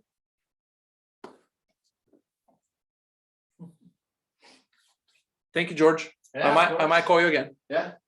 Guys, does that answer the question? Yeah. Yes. Perfect. George is fucking amazing, right? So he works full-time for me now. I have a few people that work for me for full-time, but he's here taking care of the inventory and taking care of all of that stuff. And he's a very dear friend of mine. That's how I know him. I didn't hire him out of the blue. And that's kind of like, honestly, this is kind of the best part of my job. I give so many of my friends like such good jobs. This past weekend on the 14th, this was his event, Jessica, the invoice that I just showed you. We had 4 more. So overall, I think I employed 20 bartenders, all friends of mine, and they all made like 300, 400, 500. One of the event actually made like $700 in tips alone, right? It's such a good feeling because they're friends of mine, you know, and some of them actually quit their jobs. They work at tech companies Monday to Friday, and they work for me Saturdays. Fantastic feeling. Okay. Any questions, guys? I'm here for you. Let's do another 5 minutes or 6 minutes of questions until 12:30. I hope I'm answering all of your questions. Again, it's about you. It's not about me. Questions. If you had a question in the chat that I might have missed, let me know, because I'm scrolling down, up and down, and there's people, so I might have missed your question. Oh, do you have a favorite spot to get mixers, sodas, etc., or buy bulk? I'll try to. Oh, yeah, perfect. I've actually prepared for this. Okay. When you're doing that kind of stuff, selling the waters, the mixers, the this, the Coke, what you're doing is you're reselling. This is what you need. Okay. You need a resale permit, right? This is a resale permit. It's not a point of approval. It's not a point of denial. You can just get it. Takes 4 clicks online. It does. I don't have to send you a link. Google how to get a reseller permit. Boom, $70, something like that. I don't know. It was less than $100. So once you have this, you can have accounts with wholesalers. One of the wholesalers we use a lot because it's convenient here, because we have to go and get stuff versus delivery, because delivery for wholesalers usually are like on a Wednesday or a Tuesday, and we have events every day. I can't just, you know, they always want like a leeway and this, I just go pick it up. So Smart and Final, really good prices. And if you set up an account with them, if you have this piece of paper, you can set up an account with them when they give you wholesale prices and you don't pay sales taxes. So that's one of it. If you have this, also you can go to places like Cisco and whatever it is in your area. I'm not sure what the warehouses or what the wholesalers are in your area, but does that answer your question? Smart and Final, Cisco, all of that stuff. Buying in bulk. If you have the space to store it, sure, buy in bulk. I don't know. Do you have a garage? Do you work with a 1-bedroom apartment the way I did in the beginning? I didn't. So I made less money less profit per crate, but I still made money. It's all about like, how much can you do right now? And you build it there. Just know that I started making $1,000 a week, working one event from a 1-bedroom apartment. I had nothing. I had no storage whatsoever. And I was married. It wasn't like 1-bedroom apartment like for one person. It was 2 of us. Okay. Okay, 2 new messages. Hold on. I love Smart and Final. Going for the cups. Thank you. Okay. Okay. So what are the questions we should have for event planners? Okay, I'm gonna spend 5 minutes on that, and then I want to talk to you about something serious. Not that this is not serious. Event planners, you don't ask them questions. Okay. The event planners, guys, that's what I said. Remember in the beginning, I told you, like, if you go on business to business, business to customer with like a nice Instagram and like Google AdWords, that could work, but it's long term. You're always gonna hustle. You're always gonna struggle to get those bookings, to like go through that hurdle of like them actually like, okay, your prices is worth it, right? Because they want to pay you $300 to go show up. Event planners is the way to go, but with the event planners, you got to put some effort. And this is the best advice I can give you, because we can get to the nitty gritty, but we're gonna be here for like 3 days. The best advice I can give you is this: do what you do with your fellow bartenders. I'm assuming here, but I'm almost sure that I'm 99% sure that applies to everyone here, is that as a bartender, you know all of the bartenders in your area. Maybe not in the whole city, but in the surrounding areas, right? You know them personally. You maybe go out to drinks with them, vacation with them. You know each other, boyfriends, girlfriends, whatever the case may be, because you become a part of the bartending community, right? You're not just there to network with them. Bartenders don't network. They go to drink together, right? But see on top, you've become friends. You've become part of something bigger. Same thing with the event planners. It's a longer game, but you have to create relationships with these people, actual relationships. I'm not talking about the whole fucking burnout thing that everybody does. Go to networking event. How many of you have gone to networking event here? Has anybody here gone to networking event? Please tell me. Before I continue, has anybody gone to a networking event, whether that's for events or for any kind of other networking event? Nobody's gone to a networking event. Nah. Okay, so this is what happened at a networking event. Hey, oh yeah, my card. Oh yeah, and my business. And it's like, scratch that. Don't do what everybody does. Oh, I'm gonna share my deck. Hey, it was nice to meet you. You know, like, my name is Ivo. I own Flare Project. Would it be okay if I have your business card? They give me the business card. I always take their business card, by the way, so I can email them. I'm not waiting for them to email me. But again, and then the next day, it's like, hey, Jonathan, whatever your name is, it was very nice to meet you. Let me send you my deck. Not gonna get anywhere with that, right? You want to create actual relationships. Number one, when you go to a networking event, you do not talk about your business. You do not talk about yourself. You only talk about them. If they ask you, fantastic. Try to make a connection on a human level. And I know that a lot of you right now are ready to push the button and be like, get out. It's way easier than you think because you're a bartender. You know how to do that from the bar. It's actually a lot easier. Just try to connect with them on a human level, because once you connect with somebody on a human level, they trust you. An event planner have to trust you before they trust their company. No matter who you are, no matter how polished your Instagram is, no matter how you can have fucking awards, they don't care. If they don't like you, if they don't trust you personally, they're not gonna hire you. So start with networking event. In the course, by the way, we have a seven-step process of how to create relationships, because even though that's genuine, it can still be systemized, right? You start with a networking event. How do you find networking events? That's all there. Again, I can't spend that much time. Like, there's a lot of ways you can find networking event and join the communities of event planners and event professionals. You start attending, and you start attending with just like a human being. You know what we're doing tonight? By the way, if you guys want to, follow us on Instagram, follow us on TikTok. We're going to a massive networking event tonight. Massive one. I'm gonna make a video. I'm gonna talk about it, right? So just follow us. Going back to networking events, you want to create relationships with these people because that's the only way. Send them a little gift. Find out what their birthday is. Find out what their address is. It's all easy. It's all like, I'll give you an example. A few weeks ago, we went to a networking event. I started talking to this event planner, really, really esteemed event planner. And we talked about like things like my kids, his kids. It was awesome because we at no point we talked about like, he didn't even know what I was doing. He actually didn't even know what I was doing at some point. And, like we started talking and then he asked me questions, then I asked him questions, and we found a lot of connections, like he had a family, he has kids, I have kids, huge, like small talk right there. Oh yeah, my kid. Anyhow, somehow it got to the point, like we started talking about drinking. Again, he still doesn't know who I am. I haven't given him a card. I don't even bring business cards anymore. And we started talking about tequila. I was like, oh my God, you love tequila? You know what? I actually own a company that does, I said it, by the way, I own a cocktail catering company, but I just recently got this like really awesome bottle of, I don't know if you guys know it, but Casa Dragones Añejo, which is like $300 bottle of wine. We got it donated from a client. They literally gifted to us like a whole box. So I'm like, hey, if you like it, I would love to send it to you. Just send me address. Just nonchalant, send me address. That's all I did. Guess what? Now we have a working relationship. That right there. We talked. I sent him a gift. He texted me because we exchanged phone numbers. He texted me, oh my God, I didn't think you're gonna remember. You remember, that's amazing. I'm like, I told you I'm gonna send it to you. Just enjoy it.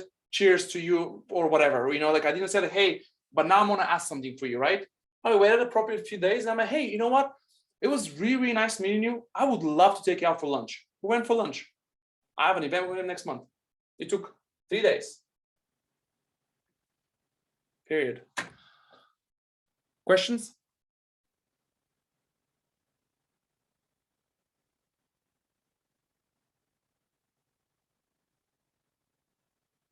Okay. Any other questions, guys?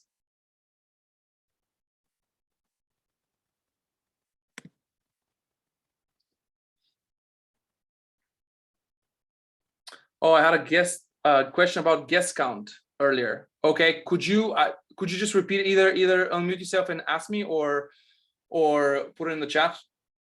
Just because it's going to take me a little while to scroll up and down. For next one, guys, I'm going to have somebody read in the chat. I'm doing too much today. So Jackie, would you be able to just unmute yourself and ask me, please? Starting off as an individual, what would be a good guest maximum for clients to have at the events? Such as some weddings are roughly 50 guests per bartender, correct? One person can do so much at a time. Okay, guest count or bartender. Your question is more like bartenders per guest count. No one answer, right? Really depends. This is where you jump on a phone and you talk to them. How many bars? Okay, one bar, 2 signature cocktails, regular service, 1 bartender for 50 people, perfect. What happens if there's a cocktail hour and a reception? Meaning, like, cocktail hours at this bar from 5:30 to 6, and then at 6:30 we're going to move from this bar to that bar. Now you're having issues. Now you're having problems, because that transition, even if you set up bold bars, which is something we do, even if you set up bold bars, that transition is going to take you a little while. You're going to have to move some things. You're going to have to stop serving here. So none of the bars for, let's say, 10 minutes, none of the bars are going to be open because you're going to be moving back and forth. And then you go to the reception bar, you're starting to, like, you're stressing to, hey, can I get it? I'm like, fuck, yeah, you can get it. You can open it. You see what I'm talking about? It really depends. What's the venue like? Let's say, another example. Let's say you bring a bar. Let's say you have your own bar. And you know the venue. The venue is kind of large, kind of big, you know, and you have like 3 crates, 4 crates, 5 crates, ice, whatever the case may be. Can one bartender do all of it? Yeah, for the service, but then you still have to have like somebody there to help you with moving, with opening and closing the bar. Maybe you hire a bar back at $35 an hour instead of 50, or whatever your rates are, right? Does that answer your question? Yes, it does. Would you suggest going to event venue managers to make connections? Absolutely. Absolutely. But guys, the whole thing with this is that you can go anywhere. You can go to event venues, you can go to networking events, you can reach out to planners, I'm sorry. But you got to remember the 2 most important things. First of all, learn to speak their language as a customer. As an end customer, Sophia, who is the bride, has certain needs, right? As an event planner, Pamela, whatever her name is, she has different kind of needs. Are you going to approach both of these individuals the same way? No. She wants the craft cocktails and this and that, blah, blah, blah. Pamela wants to know that you're trustworthy, you know how to work events, you ask the right questions, you come prepared. Cocktails, trust me, the least of her worries. The least of her worries. She wants to make sure that when you come to the event, you don't ask silly questions. Like, well, where's the water? Where do I figure it out? Either figure it out, or what I do is, because I know that a lot of event planners will not give me the information that I need, even though they tell me they're going to need, I jump on a phone call with them. My 3 questions. These are 3 questions that I always ask. Number 1, how many bars? 1, 2, 3. Sometimes we have events with 5 bars. 5 bars, not at the same time. You move from here to here, and then from here to there, and then from there. Okay, I need to compensate for staff for that, right? And for like different crates and everything, right? Second question, is there a table side water service? There is. Who's providing that water? I'm bringing small water cups, small water bottles for the bar. Somebody wants to, boom. We don't have pitchers, right? I can, but on my invoice, I don't have, that's, caterers are going to the table to pour the water, right? They're supposed to bring the water. So you ask them, hey, you know, if the caterers want us, we can add this to the quote if you have the ability to bring it. But currently I don't have that. So who's bringing that? Oh, let me check with them. Perfect. Question number 3, is there a wine service? Same exact idea. If there is a wine service, are we opening the bottles and give it to the service staff, to the catering staff? Are they coming to get trays filled with wine? Like, what are we doing there? So do you see, like, by asking the right questions, that's why it's not like a cookie cutter, like, boom, it's right there. It's $50. It's 50. Oh, sorry, it's 1 bartender. Depends. Did I answer your question?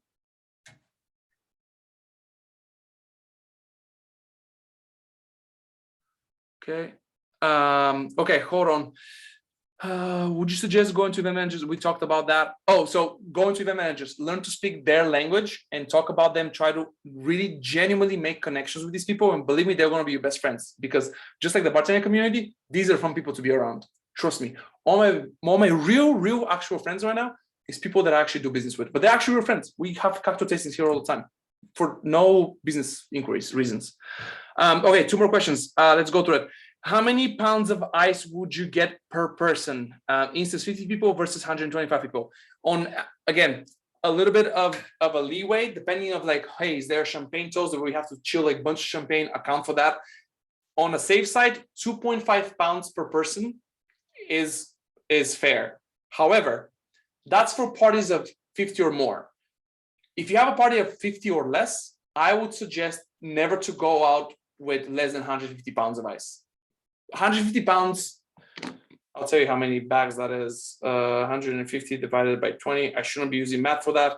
So if you have like that's like 8 20-pound bags. So I would never go to event, even if the event's like 30 people or 20 people, I'll never go to event with less than 8 bags. But on average, 2.5 pounds per person, and then account if there is like champagne toast, if you have to chill like extra stuff. Think about another thing. Is it in the middle of the summer? Ice will melt a lot faster. Is it at night where there's no sun? Ice will melt a little bit. So that counts a little bit of experience. So start with 2.5 per person.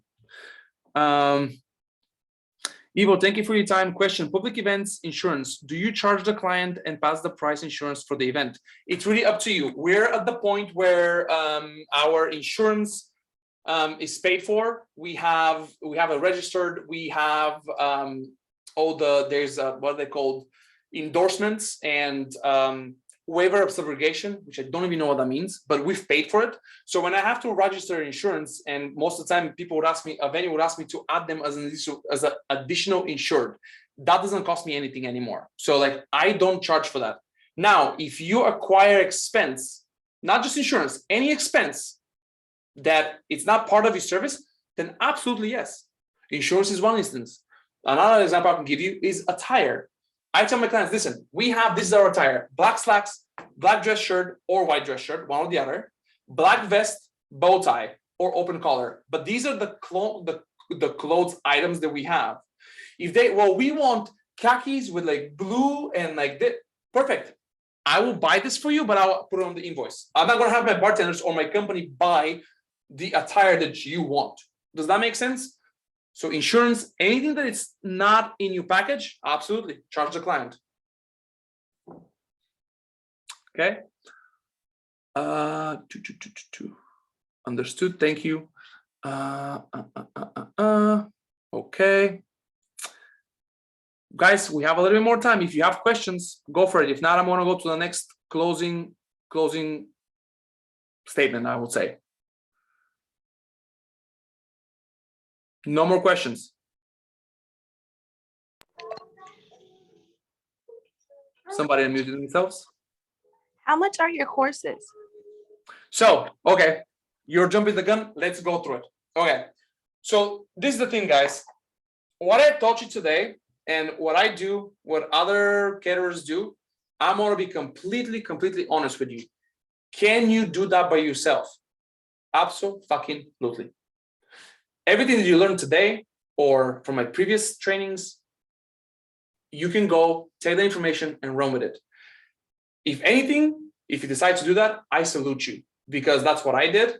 That's admirable. That's inspiring that somebody wants to do that, right? I'm not here to tell you like you are not going to make it without me, because I made it. Granted, I did have some help, but you can. Now, let me ask you a question like this. With a question. Has anybody here gone to college, for example? Has anybody gone to college?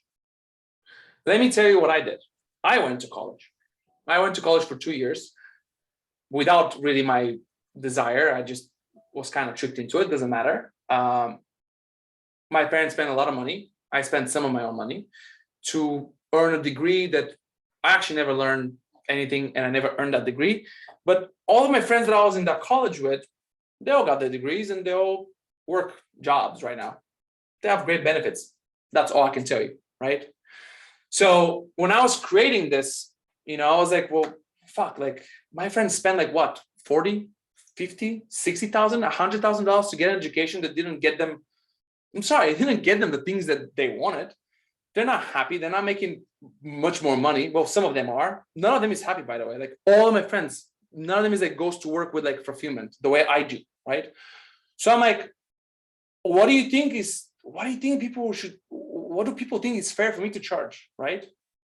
Is it fair for me to like charge like, I don't know, 10 grand for somebody to learn something that's going to take them to the next level, for something that's going to make their life better?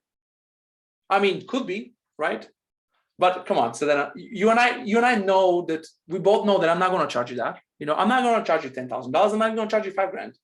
Fuck it. I'm not even going to charge you $3,000, which by the way is the price of the course. I figured out that $3,000 is the price for this course because of the value pack that I have.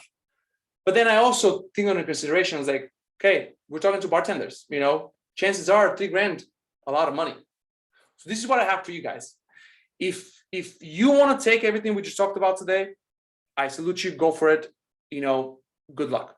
If you guys are serious though, if you guys are serious about making an actual change in your life, you guys are serious about like actually making money with this, and if you guys want to do it in the next, I don't know, 6 months to a year, then this is what I have for you. Instead of charging $3,000, my offer right now is $797.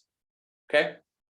This is my way of repaying bartending as community, bartending as a profession. And this is my way of rewarding you for sitting here for close to 2 hours, right? So if you guys are ready to make a commitment, if you guys are ready to actually make money with this, if you guys see this as a no-brainer, if you guys see things like, yes, if this immigrant can do it, I can do it. If you see it like that, then I strongly urge you to take my offer, right? Because what you don't want to do is the mistake that I did. And my biggest mistake was procrastinating. I procrastinated for a very long time. I told you about my experience with a restaurant, right? 2 years with my sweet grandma, Nona, right? The owner of the company. I felt like I disappointed her. I took this step way too late in life. I did damage my reputation. I did damage some relationships. So procrastinating is the one thing that it's probably the worst thing you can do. And the best thing is you don't have to like take everything out of your life and you can start building. You don't have to quit your job. You can just keep doing what you're doing and build this. And I want to be honest with you, no education for $700 will give you what the course is going to give you, right? Because we're talking about like 115 videos. We're talking about all my resources. We're talking about a software that I just showed you that literally takes the guesswork and teaches you how to add value to your service for your clients, teaches you how to make the calculations for everything that you need, has all the formulas. So this is something that I really, really believe in. I'm sorry, it's my course, but I really believe in that. And I think that's a smoking deal. So if you guys are serious, here's what we can do. I'm going to send you a link in the chat and I'm going to send you a link in the email. This is the only catch.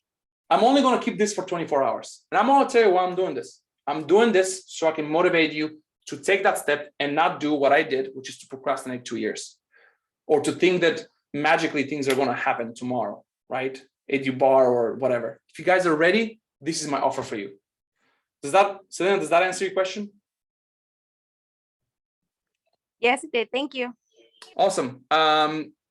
Here, guys, I'm actually going to send you the link right now in the chat if you guys want to see it. Again, I will send it to you in the in an email too. So you guys have a day to think about it. If you want to watch my other trainings, just so you can see what we did and how things work. But this is what I have for you guys. Of course, I can't find the link right now, but I know how to do it.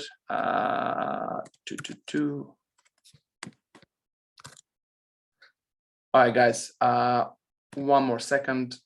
All right, I just sent you the link in the chat. Did you guys get it?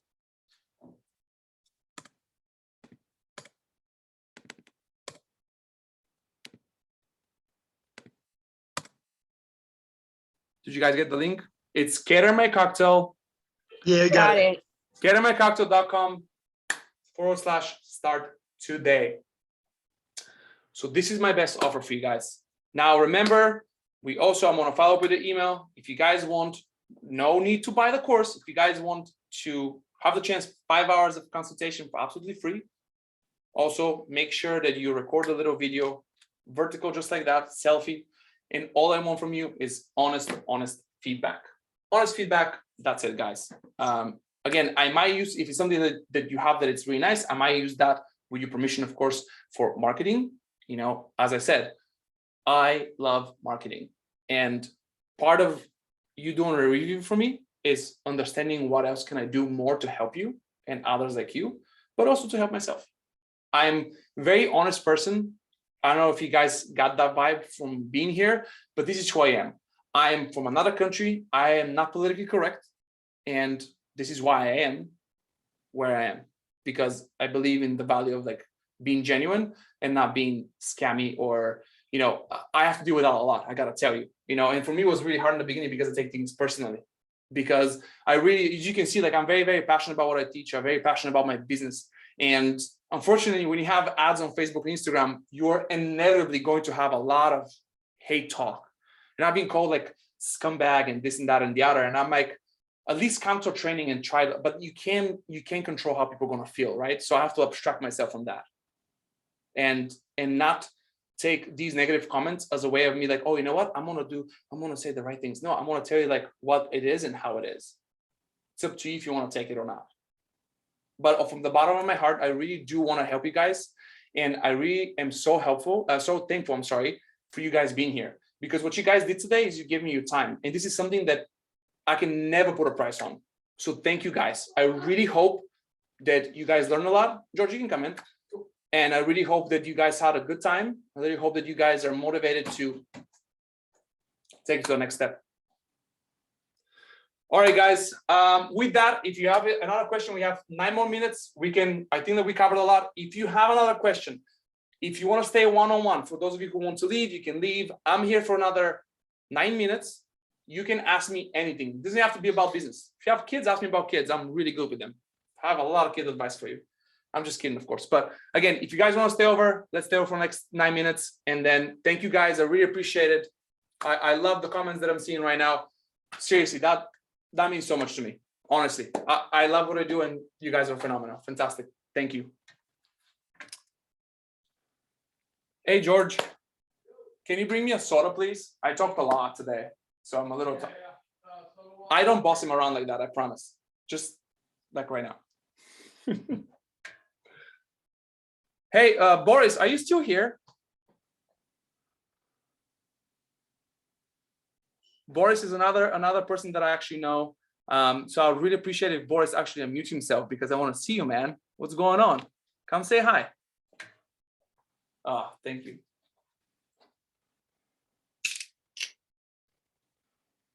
Oh, Boris, you did not just leave the chat, did you? Oh, there he is. There's my boy. Hi, everyone. Hi, Boris, thank can you you for do me a this favor? Can you just full of really knowledge. quickly, guys, really quickly, I'm sorry I'm interrupting Boris, but I want to tell you who that is, so you guys know who. This is one of like my biggest inspiration in life. As I mentioned, I started bartending in Bulgaria a long time ago. This gentleman is one of my first bosses, because let's face it, you were my boss. One of my first bosses, and I've learned so much about life. Forget about business and bartending, about life from this gentleman right here. So I want to, from the bottom of my heart, thank you for being here, first of all. And would you mind just introducing yourself real quick, and what do you do? Thank you for these kind words. Hi, everyone. I'm part of the good years back in Bulgaria for Evo. I'm still here. Actually, right now I'm in Portugal, but I'm gonna be back next week. Part of my dedication in hospitality industry in the last 25 years is to make and help customers winning on purpose with the businesses. So this is something that I really inspired by, and that's how we try to run our business in the last few years. I believe that the catering course and building the business course is amazing. It's one of the best I've seen on the market. I follow a lot of American companies that are producing content, but this is one thing that's easy to start and it will make you a lot of money because it's well organized and it costs probably 3 times less than it should be. So I'm very happy to hear and see everything today, and congratulations on the great job you put. I'm so happy. I'll come and see you in California soon. I can't wait. Well, I'm going there. I'm going to you first because I'll be there in 2 months, baby. Thank you, Boris. Nice. Well, guys, again, with the risk of, repeating myself, I want to thank you guys again. I want to see you next time. You guys have a wonderful, wonderful day. Don't forget, there's a giveaway. There's a special offer. I love you guys. Thank you. I'll see you next time. Cheers, everyone.